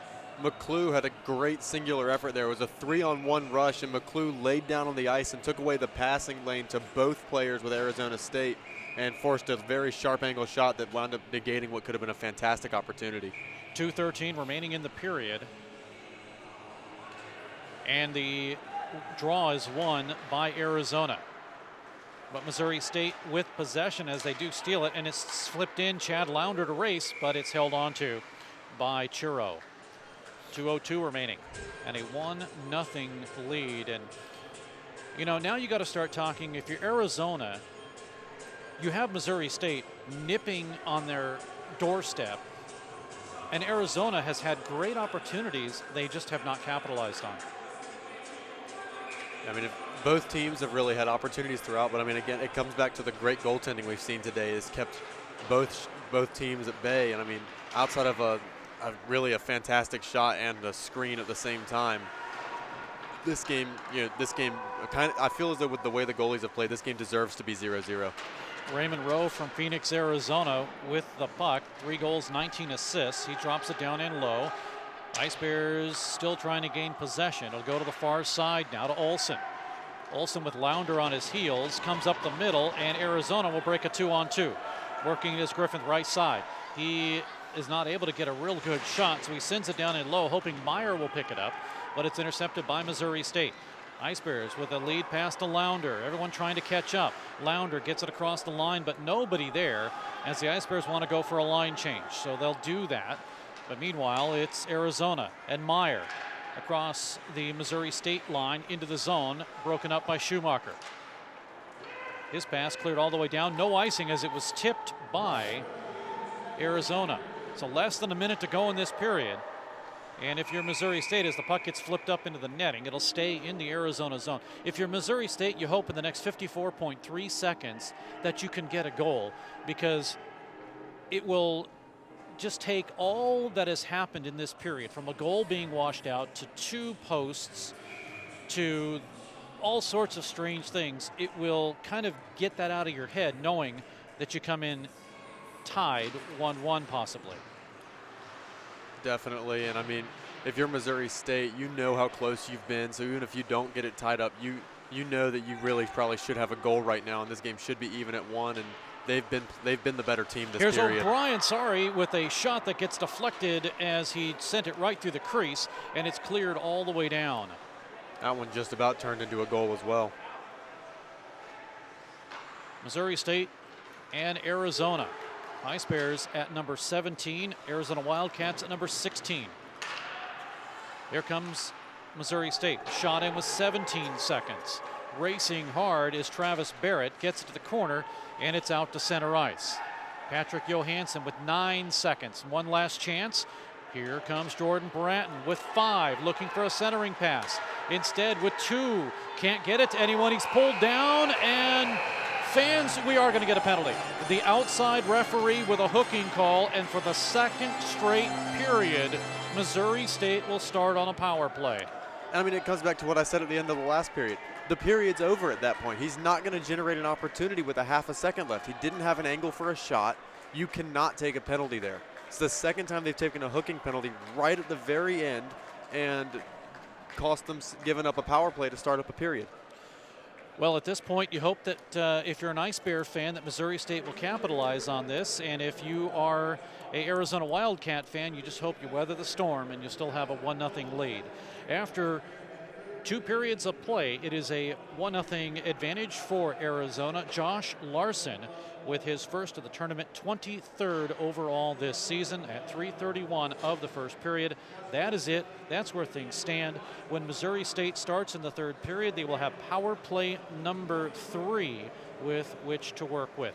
We'll take a break, and when we come back, talk to Chad Berman, the head coach of Arizona. Chad Berman of Arizona joining us. And Chad, relatively even record with Missouri State. You come at 23-11-3, and you're in the WCHL, so you've had a chance to play Missouri State. Obviously, it's a different game plan, I assume, when you have a team that you've already played and you kind of know the ins and outs versus a team that maybe you're studying for the first time.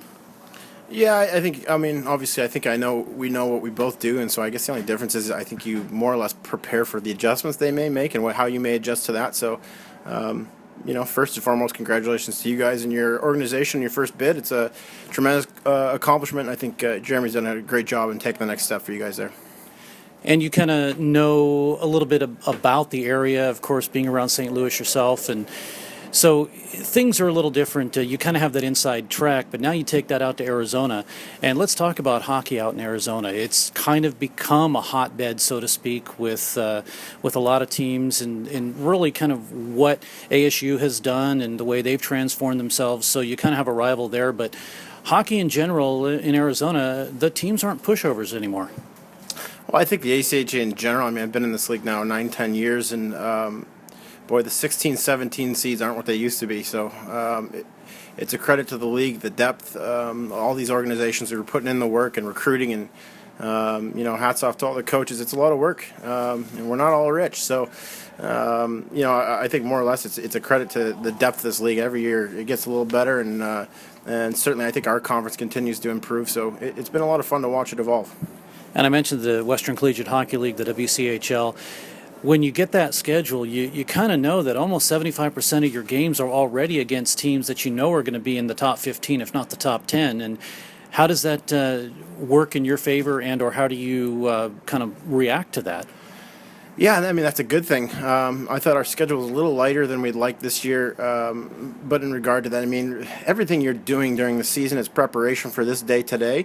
I often have people asking me, what are you going to do? How are you going to? It's nothing different. It's everything we've learned through the season, all the details we've harped.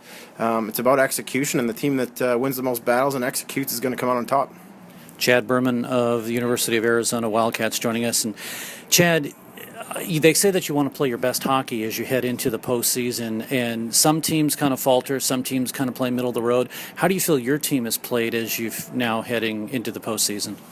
Well, I think we're getting healthier, so that certainly helps. But I don't think you really know until you get out there, and obviously you'd like to be peaking at the right time. But I think that can be a misconception. It's not about timing it so you're playing your best at that time. It's really about changing your best every single week, or in this tournament every game. I've been fortunate enough to play in the last game when I was coaching at RMU Illinois, and I know you've got to get better as the tournament goes on if you're going to make a run. And so now it's about improving on a day-to-day basis. I don't really want to single out players, but I'm going to, because one of the guys has been a thorn in Missouri State's side, and that's Anthony Cusinelli, 31 goals, 20 assists from Homedale, New Jersey. First of all, where'd you pick that guy up from, and did you know he was going to be the type of player he is now? Yeah, obviously we were doing cartwheels when we got him. He's a special talent. I think he's an even better kid. He's a leader. He's a great locker room guy. He says the right things off the bench. Everybody sees the goals, but he's an underrated passer. His defensive game has improved tremendously. So that process started early this time last year, and he was a very productive guy in the North American Hockey League with New Jersey. And so the day he said, I want to come to Arizona, it was certainly an exciting moment for us because it's tough to get that guy. I mean, you guys got 20 there in Kovacic. I hope I said that right. And obviously Bell and and other guys there. But you really need to have a couple of those in this tournament. And in my experience, NHL, whatever it be, those top guys tend to get nullified because there's a lot of matching up going on, and then it comes down to lines 2 and 3. But if you have that kid who can make your special teams a little better and find a way to get that +1 goal in what's probably the difference in a tight game, it's a big deal. In this series, Arizona has taken 5 out of 8 games, but the last 3, Missouri State has taken 2 out of 3. Obviously, it's been tough in this league for a team like Missouri State, who's really had to kind of learn the ropes in the past 3 years, and now all of a sudden it's almost a pick'em game.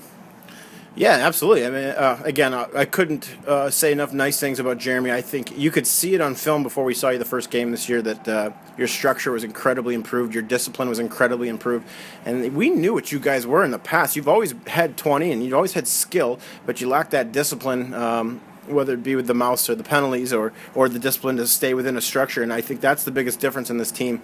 That's what makes them dangerous. It was great battles we had with you guys. I know we blew a 4-goal lead. We're certainly not real happy with that. And you make adjustments and you go from there and you hope you learn from it. But we remember that weekend vividly. That was a playoff atmosphere in your building. It's a fun atmosphere there, and it should be nothing but the same here tonight. Chad Berman, the head coach of the Arizona Wildcats, joining us. And Chad, I mentioned a guy in Anthony Cusinelli, and I mentioned that he has 3 goals and 3 assists in this series, but a guy that's no longer with your team had 4 goals and 7 assists in 6 games, and Brian Hogan, and obviously you kind of wish you had both of those in the same line, maybe, right? Yeah, I had to settle for his twin brother as our assistant coach, and we'll take it. Toppy went on to play golf at the University of Arizona. I think he finished 3rd in the country in scoring. He was an unbelievable defensive player, great at face-offs. He did everything right. Again, just a tremendous kid. He also won the Sportsmanship Award. We're really proud 2 years in a row in our conference. We've won the Sportsmanship Award between Toppy Hogan and now Anthony Cusinelli.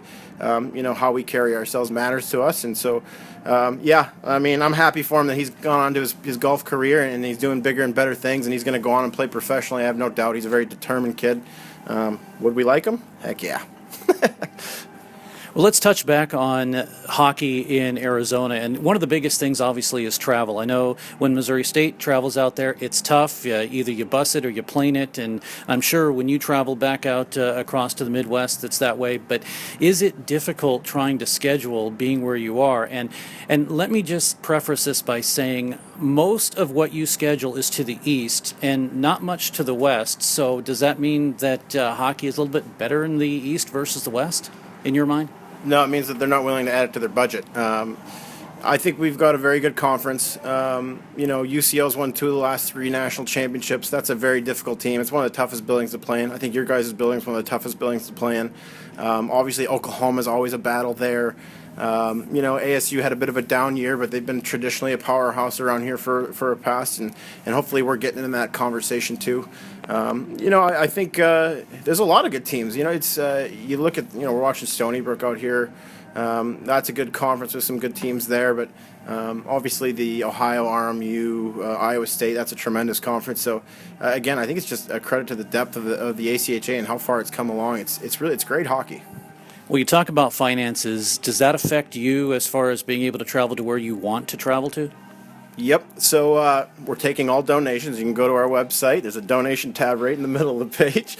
Obviously it's a challenge. I mean, the division games help our scheduling because we have set home opponents, and then we kind of build around from there. There's things we can do to go around it.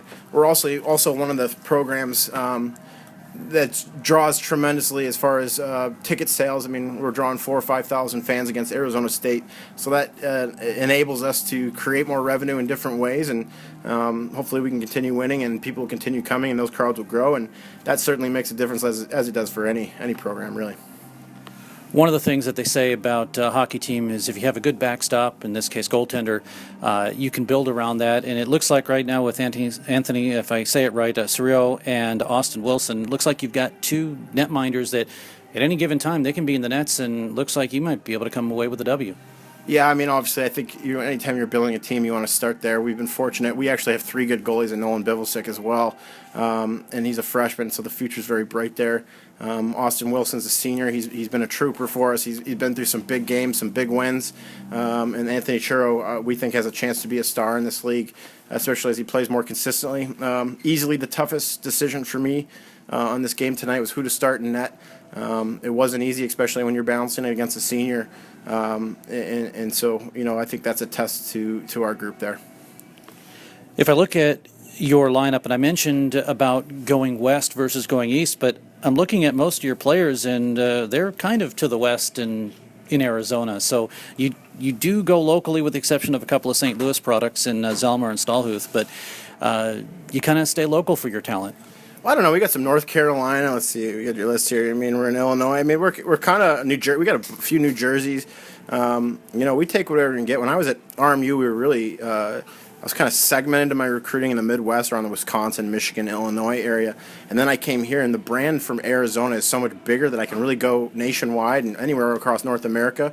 And so it's interesting. I've got to keep my tabs on all junior leagues, and it's a lot of phone calls and emails, but I want to get better as much as anybody, so I'm happy to make 300 more phone calls if it gets that next one kid. So we think we offer quite an experience for kids in our program to have 80-degree weather year-round, play in front of 4,000 or 5,000 fans.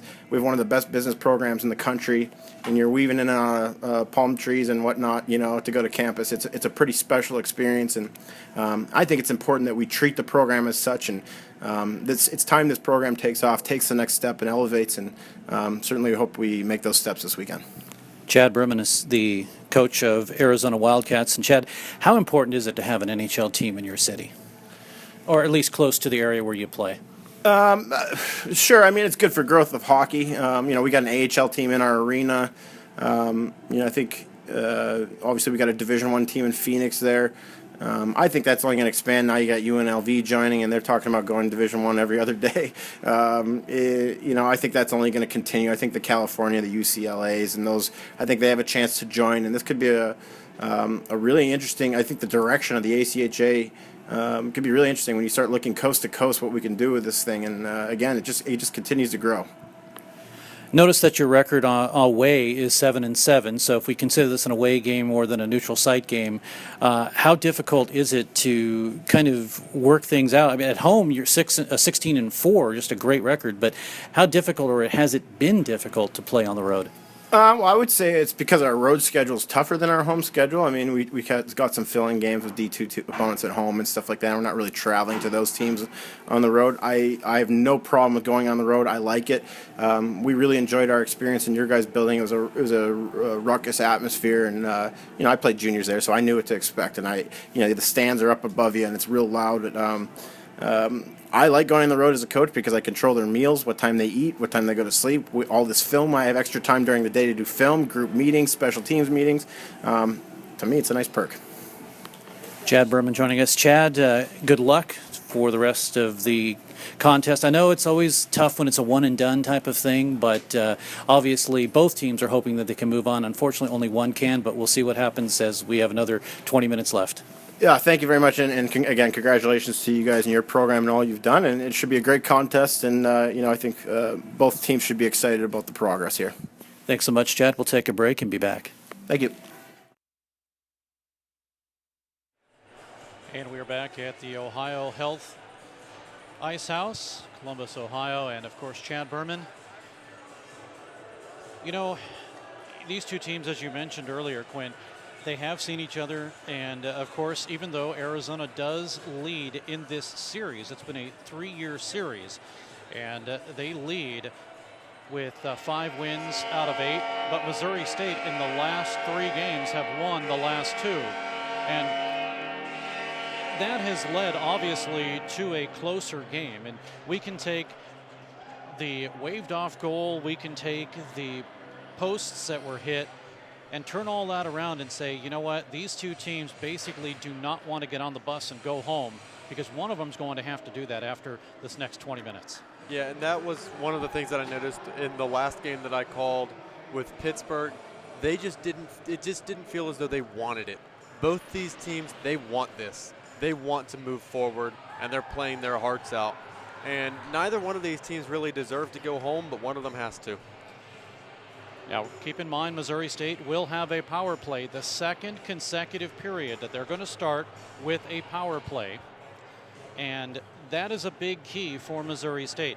The first power play, they really didn't get anything going, but if you want to talk about special teams, when Missouri State was shorthanded, it seemed like it was a power play for them. Yeah, as the second period wore on, Missouri State just started gaining more and more and more momentum. So it'll be interesting to see if that momentum carried over into the period or if they've kind of lulled back even. Missouri State skates from the left to the right, Arizona from the right to the left, and the Ice Bears have won the draw. and they will work with it on the power play. 1:55 to go, and it's Josh Bell, right side, into the zone. Bell, nifty move, goes behind the net. Bell with it, trying to center it in front. It's taken away by Westland, clear to the point, held in by Anderson. Good play. Now they try to cross ice over to Turin. It goes off of his skate. Now it's Anderson again, left side. Drops in low to Turin. Turin's pass partially broken up by Zellmer, but the Ice Bears have it. They trail by 1. Power play now for 1:28. Here's a shot in drive, and a big save there as Chris Brown got that one. And a good save by Churro. Now Brown again, left side. Anderson, high slot, works to the left side. He shoots, it's blocked in front and taken away and cleared. Good play to get rid of the pressure by Arizona. And they will change up. 1:05 remaining in the power play for Missouri State. And boy, if they get one here, it's going to be a big sigh of relief for Missouri State, who trails 1-0. Anderson in his own zone. The Ice Bears change up. They get at least one off. Now 46 seconds remaining. Anderson out of his own zone. He's hounded by Plumoff. Gets it across the line. Anderson breaks free. Anderson down the middle. Backhander. He shoots, and a save by Churro. Now high slot. Left side. Walking in. A drive missing just wide, as moving into the zone was Jordan Bratton. Now Bratton to O'Brien. He gets pulled out of the play. Far side boards, and it's out to center. 20 seconds remains. Johansson on the ice now for Missouri State. 15 seconds. It just takes one. And it's what probably head coach Jeremy Law is saying. Comes down the middle. It's blocked. Intercepted by Tyler Griffith. And Griffith brings the 2-on-2. Head coach Chad Berman, as it goes offside, is probably saying all we need is one. I'd agree. I mean, the way I look at it with this game, if the next team to score, I think, is going to win this hockey game, because it's going to cause a shift in momentum. Missouri State, it feels like they have the momentum. If they score a goal, I could really see them taking off with it. At the same time, if Arizona's to get one and go up 2, that could possibly put the nail in the coffin. Max Meyer in to take the draw from Brendan McClue, but the Ice Bears have possession. Now it's a 5-on-5. The third power play for Missouri State, all for naught. We come across the line into the zone. Here's Griffith. He has it poked away from him. Johansson tried to clear it behind the net, and puck comes right up the middle, and it gets deflected into the corner. Ice Bears with a bad clearing opportunity, and a good opportunity, that is, for Arizona. Shot that sails wide from the right point by Zellmer. Now with 17:30 to go in the period, it's in front of the Missouri State net. Schumacher will clear it out, and Missouri State, they have the potential numbers, and they bring it across the line now to Brian Fuller. Sends it all the way down, and stepping in front of him is Sean Osment. 23 points for him, including 3 goals. Puck is intercepted by Missouri State. Backhander in on net, but instead it's stopped by Osment. Doesn't want to risk it going to his goaltender. Ice Bears can't hold on to the puck. Taken away by Chris Westland now. Westland sends it to the near sideboard. 16:57 to go in the period. 1-0 Arizona. Here's a shot in, missing wide by Ethan Stallhuth. 15 goals, 14 assists for the right winger from St. Louis, Missouri. That's in the regular season. Puck cleared back into the Missouri State end. Puck stolen, and a shot blockered away by Stevens as Westland got that one. And once again, Missouri State having difficulties handling the puck in their own zone. And one of these times, it's going to hurt Missouri State. Without a doubt. I mean, it's been a common theme of this game. Missouri State trying to clear their zone and forcing a turnover as Arizona, and a great opportunity comes from it. You can't keep doing that, or else it's just a matter of time. 16:36 remaining in somebody's season. And the puck is cleared to the far side. All the way around it goes to the near side. Ice Bears trying to move it out to center. They cannot do it. Puck is stolen, taken by Cusinelli, who's been I was going to say relatively quiet, but he spun around 360 and gets a goal. It's 2-0 in favor of Arizona. I don't think Steffens ever saw it. Puck was held right in the slot, a spinorama, and then just a little wrist shot on the ice, probably looking for deflection. And Steffens was screened. It slipped right through his 5-hole. He never saw that puck. He sees it at maybe the last possible second, but it's way too late then, and it just slips right through the 5-hole, sliding right along the ice. A fairly slow shot, and it's 2-0 Arizona. Cusinelli with his first of the tournament, 32nd of the season, and it's 2-0 Arizona. And I was just about to say he was relatively quiet in this game, and he spins around and gets a goal. 2-0. And we'll see what happens here if Missouri State can answer back as a shot sails high by Larson. Goes into the far side. Arizona goal scored by number 12, Chris Westland. Unassisted at 3:38. Well, it was Cusinelli's goal. We're just going to go with that one. They call it unassisted. No, it's 2-0. We'll leave it at that, at least on our end. Puck sent all the way down. It's a 2-0 lead for Arizona. Osmet to the far side, worked by Trey Decker and out to center ice. Trey will get it out, and Missouri State will line change. Now they work it across the line into the zone. Shot is blocked as Jordan Bratton got that opportunity, and it's cleared out to center.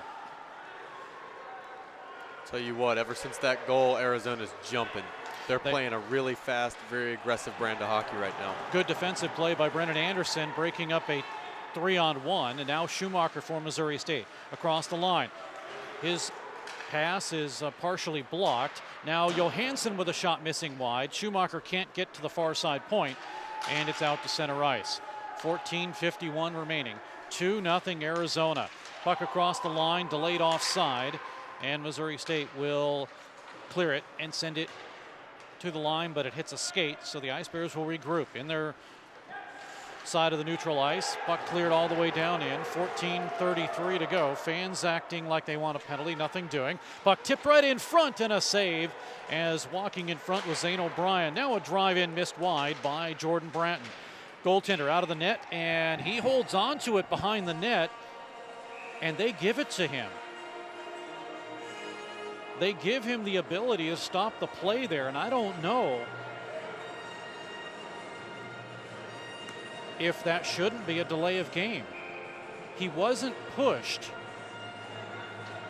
behind the net. No, he by choice went around behind to play it. Yeah, he did, and I know he tried to get back in front, but I don't know if that was a delay of game. But the officials say no. I mean, if you're pushed, that's one thing. Shot that comes in, Carson Warnig gets it. Sasha Perron's there, but it's broken up in front. Now Perron will have it. Trying to move it is Raymond Rowe for Arizona. Comes to the point. Ice Bears tip it down in low. Fuller is there. Gets it to Perron. Now back to Fuller. Intercepted by Arizona, and the Wildcats clear it up to center ice and all the way down. Ice Bears with it. They move it. Now they have a 2-on-2 if they hurry. Perron will bring it down in with 13:51 to go. Shot comes in through some skates. Fuller with a drive, and it's blocked. Went through the skate of Wilson, or make that Olsen, and we come the other way for Arizona. They have a 3-on-3. Puck offside as it comes in the zone, a delayed offside, and Missouri State will quickly send it down as they want to line change. 3:30 remaining. Osmet. It's a 2-0 lead for Arizona. 3:31 of the first. Larson and Cusinelli at 4:38 of the third. Here comes Missouri State across the line and getting as far as the red line is Chad Lounder. Puck stays in the zone though, to the far side. Lounder will race. Zellmer is there, cannot clear it. Yes, he can with some help, and it's out to center ice. Missouri State losing the puck at their own line. Stallhuth had it. Now Missouri State with Lounder. He comes across the near side, sends it down in low. He's checked off by Osmet. Gets the better of it. Zellmer there. Puck comes in, and a save by Giro. It is out to center. At the line, and Missouri State with possession. They flip it in, and Arizona breaking it up at their own blue line. Starting to play a little bit more defensive are the Wildcats now. They have a 2-0 lead. That's really all they need at this point in their thoughts. Puck across the line, broken up by Anderson. Swipe to the far side. Working it hard is Decker. Intercepted by Missouri State. Cleared to the right side. Now across the line. Ice Bears with it. Here's Bell. He shoots, missed up high and wide. Out to center with 12:01 to go. Break it down. You got to get a goal every 6 minutes. 2-0. Arizona, ACHA Division I National Championships. first round. Puck to the Ice Bears. Working it is Chorin, gets it to Johansson. Coming down to block it is Larson, and he does a good job, and it's out to center ice. Puck at center. Delayed offside, and it is Bell for Missouri State. Bell's opportunity taken away, and we get a whistle for a stoppage in play for a hand pass. Face-off will come all the way down into the Arizona end of the ice on that hand pass. Missouri State has been pushing, and you'd think that they would have one by now, but just a great effort from Churro, and if you're Arizona, you have to avoid going into the shell. It kind of feels like they were starting to do it, but that's a quick way to blow a lead. 2-0 in favor of Arizona. And if you look at this game, Missouri State has had all sorts of chances. Yes, they have had given up many opportunities to Arizona, which they didn't capitalize on, but Missouri State has had some chances. Now a shot by Johansson is blocked. He gets it again. Johansson down the middle. He shoots, comes right in front. Drive save as Travis Barrett had a great opportunity in front, and it was held on to by Chiro.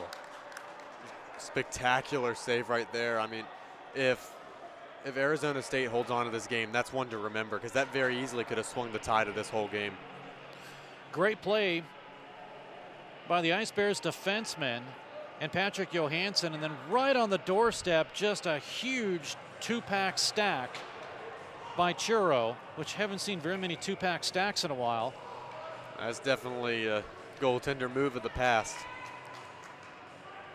10:59 remaining in the period. 2-0 Arizona. Far side. Work to Dungy. It's out to center. Racing hard is Dickinson. He cuts off the play and gets ridden into the boards behind the net. No penalty. Play continues. Now it's starting to get a little chippy. Carson Warnig out of his own zone for the Ice Bears. No, held in. Dickinson is there. It's another defensive zone turnover. Ice Bears have really perfected that in this hockey game. Puck is cleared out to center. Zellmer. He'll send it right back in. 10:25 remains. The winner of this game will get the #1 team in all of ACHA Division I in Minot State tomorrow at 8 o'clock, I believe. So just as you fought as much as you can, then you're welcomed with the #1 team. Puck at center. Sasha Perron works it across the line to the Ice Bears captain and Brendan McClue, but the puck is flipped out to center. 9:53 remains. Still plenty of time. You get a quick goal here, and you have a lot of time to get another one for Missouri State. But if you're Arizona, put the dagger in the coffin as quick as you can. Get another one.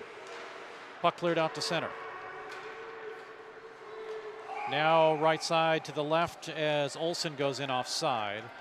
9:35 remains in the period, and a 2-0 lead for Arizona. Goals by Josh Larson and Anthony Cusinelli. Just to remind you, you're listening to the ACHA Division I National Championships from Columbus, Ohio. The 18 ACHA National Championships are brought to you by the Columbus Blue Jackets. For tickets and more, visit bluejackets.com. R-Bar, the official ACHA 2018 Nationals post-game hangout and best hockey bar in Columbus. And by the Greater Columbus Sports Commission. Columbus has no off-season. Back at the Ice House. It is a 2-0 lead for Arizona over Missouri State. Right next to us, of course, is the Columbus Blue Jackets. They are playing Colorado. Have no idea what the score is, quite frankly. When you have a ACHA national tournament, you don't really pay attention to what's going on in your other building, because at this point, free hockey is right now a lot better than paid hockey over on the other side. It's been a fantastic game so far. Very fun to watch. But a big thank you to Isle Health Ice House, and do get an update. Oh, a final in overtime. Columbus wins over the Avalanche 5-4. Well, this game may not go to a 5-4 overtime contest, but right now it's 2-0 in favor of Arizona as we are back underway with 9:30 to go in the period. Comes into the Missouri State zone and shot right back in by Arizona.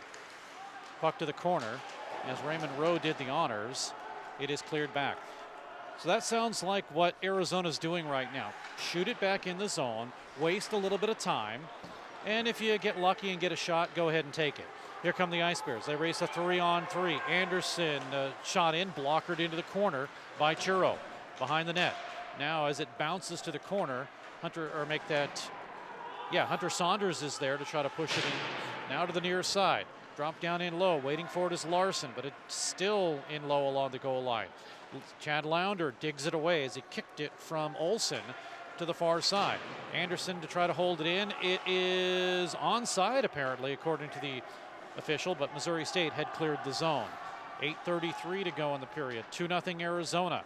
Puck cleared all the way down into the Missouri State end of the ice. So the Ice Bears have had a disallowed goal. They've hit the post 3 times.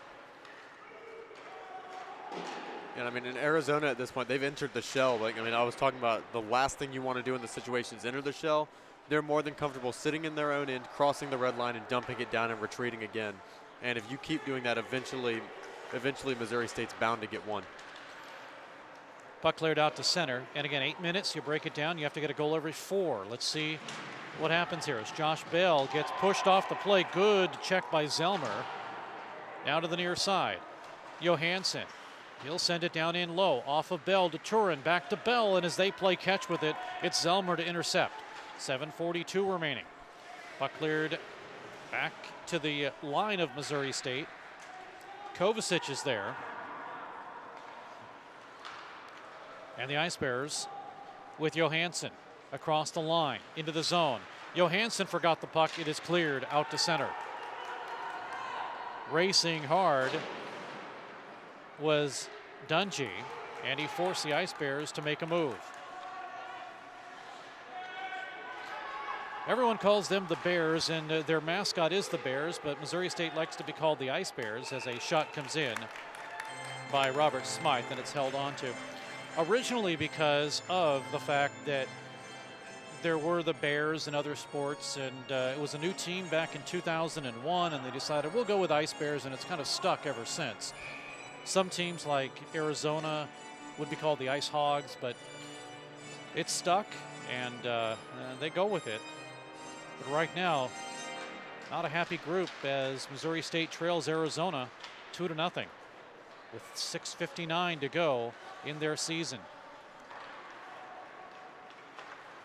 Lead pass. Breaking is Travis Barrett. Has some room. Barrett in front. He shoots and scores! Great move by Travis Barrett, and it's 2-1.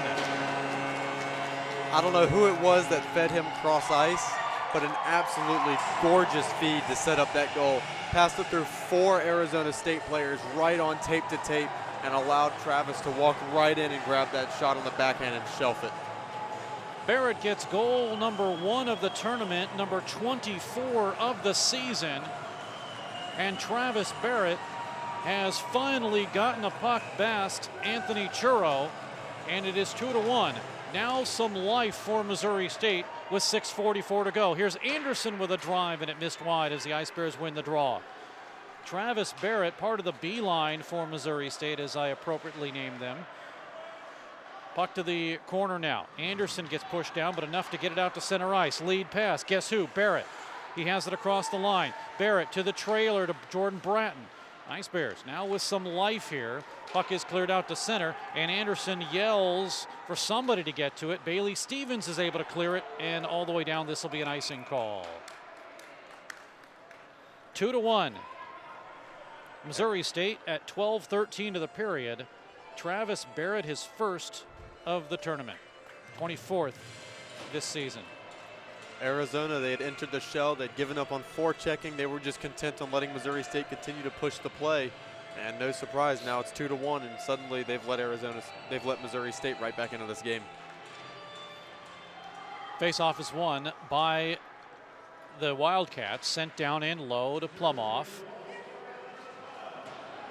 Barrett, as they announce the goal. unassisted at 13-13. It is another unassisted goal. All 3 goals have been unassisted. Puck still in the Missouri State zone. I really don't know how that goal call was unassisted. It was a fantastic feed that set that up in the first place.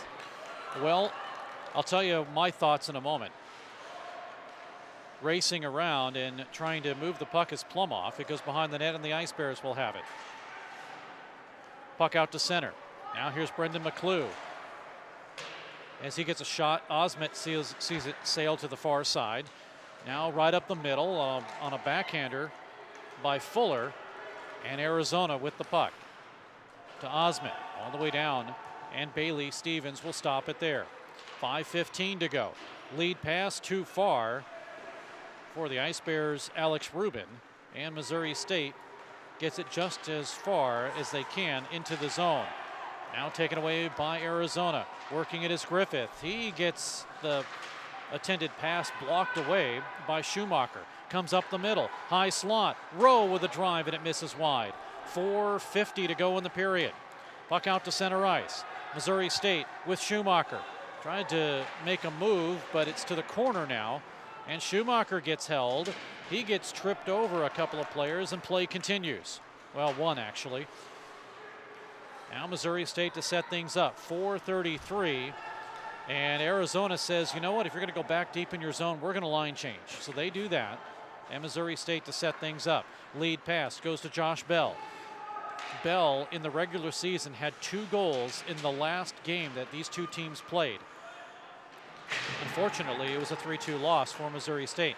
Puck comes right in, inadvertently blocked as it was shot by Carson Warnig, and it's out to center ice. Working it now and getting it across the line, but offside was Jake Dickinson. 4:03 to go in the period, and a 2-1 lead for Arizona.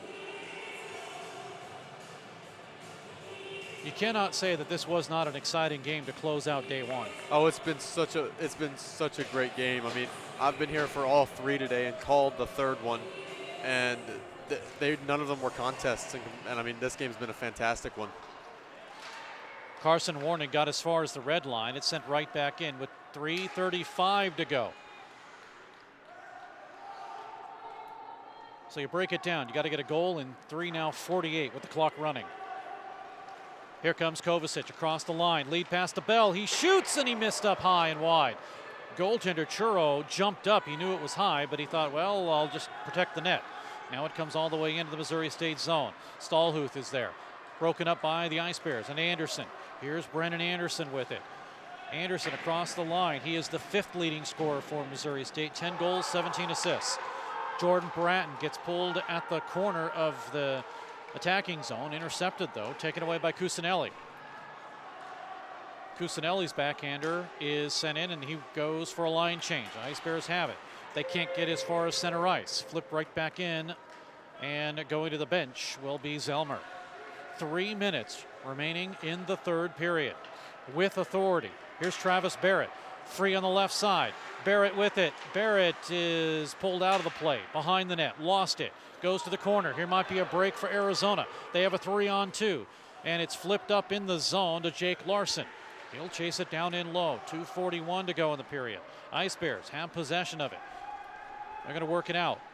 Trying to get it quickly up across the line, and getting pushed from behind was O'Brien, and that forces, instead of a penalty, a offside. Fans react to that. They thought it should have been a penalty. Stolen, though. Here's Travis Barrett. He shoots, and he just missed wide. O'Brien with it. Those dreaded defensive zone turnovers just about led to a tied game. The good thing that Missouri State didn't do was dwell on that. You dwell on it, and you're not going to create an opportunity. They didn't. They continued to play. Now with 2:06 to go, the puck is cleared out to center. It comes across the line to Smythe. He's taken out of the play. Here comes Missouri State trying to catch Arizona in a line change. They send it down, no icing. It'll go to the corner. Johansson is there. He flips it up, drops it with 1:50 to go. We'll see if the goaltender gets pulled. He's looked to the bench a couple times already. Now sent down in low. Working it to the corner is Zellmer. He tried to backhand it. It's held in at the point, and it is out to center ice finally with 1:35 to go. We'll see what happens now. But the Ice Bears probably need to gain possession for Jeremy Law to pull the goaltender. Puck in the zone, still held in, but finally it's taken away and cleared underneath the stick of Austin Davis. 1:21 remaining. 2-1 in favor of Arizona. Puck stole, and here's Dickinson. He shoots, he scores! He got it over the glove of Bailey Stevens. Well, if there was an appropriate way for this game to end, it would be a defensive zone turnover. And a bad turnover from the Ice Bears leads to a walk-in opportunity for Arizona, and the Wildcats take a 3-1 lead. And barring a miracle of a comeback, that's more than likely the nail in the coffin. Over the shoulder of Stevens, Dickinson gets his first of the tournament, 8th of the season. And with 1:13 remaining here in the third period, it's a 2-goal advantage for Arizona. And Missouri State has taken a timeout. This goal at 18:47, Dickinson, and I don't know if they'll announce this unassisted. Hell, the rest of the goals have been unassisted. I would assume it's going to be unassisted. The only assist there was Missouri State. So all of these goals have been unassisted. As Missouri State has called a timeout. I would assume that Missouri State's going to come out of this timeout with 6 skaters and empty the net and make this final push. Now, hold on a second. Hold on a second. We still have a 2-1 game.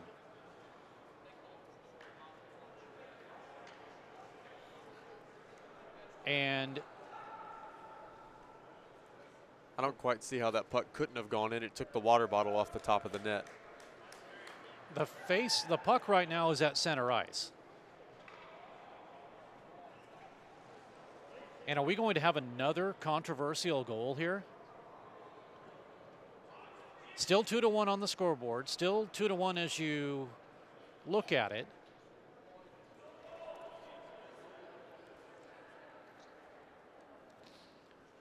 Not sure if we can get an idea of what's happening here. But apparently the officials are looking at something.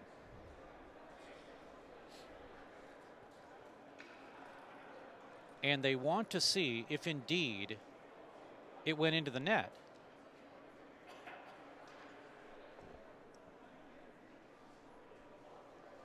Now, unfortunately,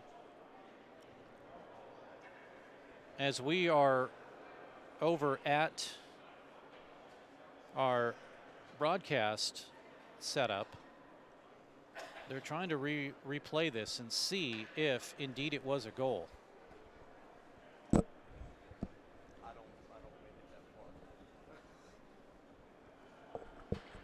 You know, we're looking at it in real time, and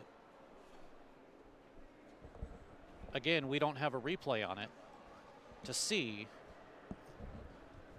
but that's apparently what the officials are talking about, is did it go in the net?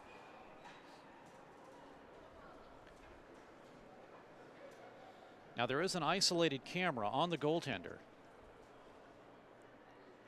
and right now they are trying to rewind it back to that shot apparently.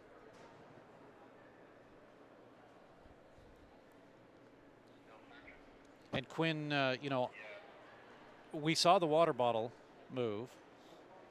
We've had a shot earlier where it went up on the net. It was not a goal, but the water bottle moved. This one, it didn't just move the water bottle, it launched it upwards. And the only way the water bottle could be launched upwards is if the puck hit the underside of the netting. So I believe that the puck was under the post and sniped top shelf. Well, the officials are getting a look at it now. It looked to me like a howitzer.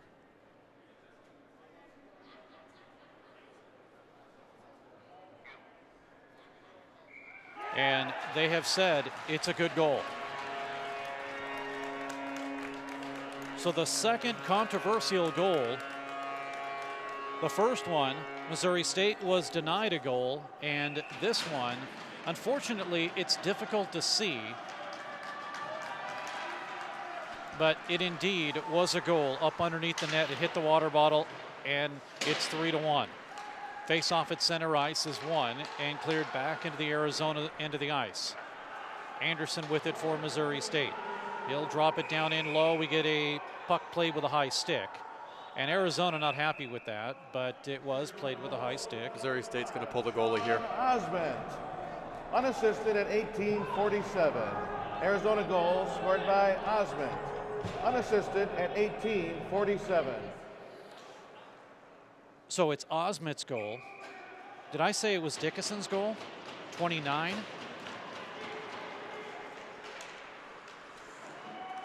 So that's what they're going to say. Well, but that's 5, Sean Osment. I thought it was Dickinson. Either way, it is a 3-1 lead for Arizona. 37 seconds remains.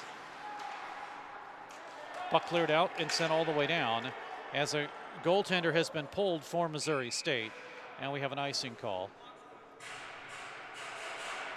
Extra attacker on the ice for Missouri State.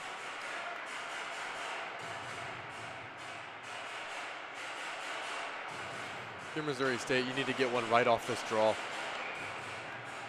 But you have to admit, this game has had everything. It has had momentum swings, turnovers, all sorts of controversy as far as goals go. The puck is cleared all the way down, and we get another icing call. It's been a fantastic game to watch. I've said it before, neither one of these teams deserve to go home.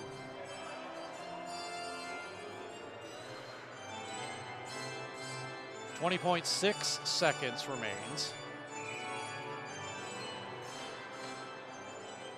3-1 in favor of Arizona.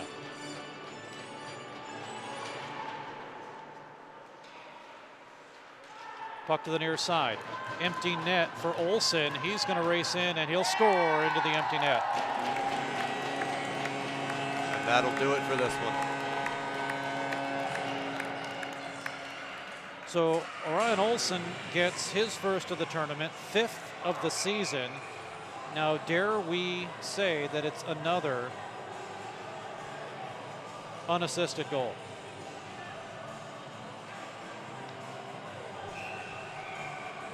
I think it just might have been. 1949 will be the time of the goal. Actually, 1948. Orion Olsen, unassisted at 19:48. Well, every single goal unassisted. 4-1 the final, as the last 6 seconds will run off this clock here. And Missouri State, who gave it their all and at times had outplayed the University of Arizona Wildcats, but at times had given opportunities to Arizona that they couldn't capitalize on. They had a controversial goal taken away.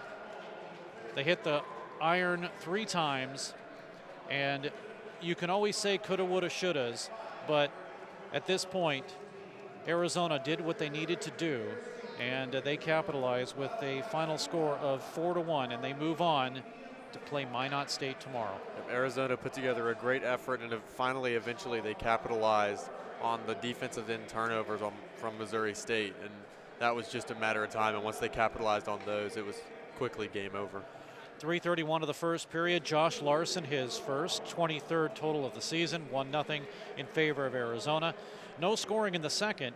Then in the third at 4:38, Anthony Cusinelli with his first, 32nd of the campaign of the season, that is. Ice Bears have a goal waved off as the wraparound shot by Brian Fuller hit the goaltender, Churro. As he fell backwards into the net, the official could not see if it was in the net. You assume it was because the goaltender fell back in, but that's what referees are trained to do. They're not trained to assume, they're trained to visually see, and he could not tell that it was in the net. Waved it off, no goal. Then at 12:13 of the period, the first goal of the season for Missouri State's Travis Barrett, 24th of the season. It's 2-1. And then at 18:47, they credited Osmond. I thought it was Jake Dickinson, but Osmond apparently with the goal, 3-1, and then Olson with the empty net goal. And he ends up making it a 4-1 contest. That's his 5th of the hockey season, 1st of the tournament. And Arizona moves on. Each team 0 for on the power play. Missouri State 0 for 3. The Wildcats were 0 for 2. But the final score is 4-1 in favor of Arizona. Quinn, your final thoughts on this hockey game? I mean, the game was much closer than the final score reflects. I mean, I felt like Missouri State played a great all-around game, and as did Arizona. And Arizona just played a slightly better match and wound up coming out on top. As it's gone thus far, the top seed moves on, and Arizona, number 16, beats Missouri State, number 17. Final score of 4-1. I'm Steve Casson for Quinn Kuski. Thanks for joining us as Arizona will now play Minot State, the number 1 team in ACHA Division I. That'll be tomorrow. So long, everybody, from the Ohio Health Ice House in Columbus, Ohio.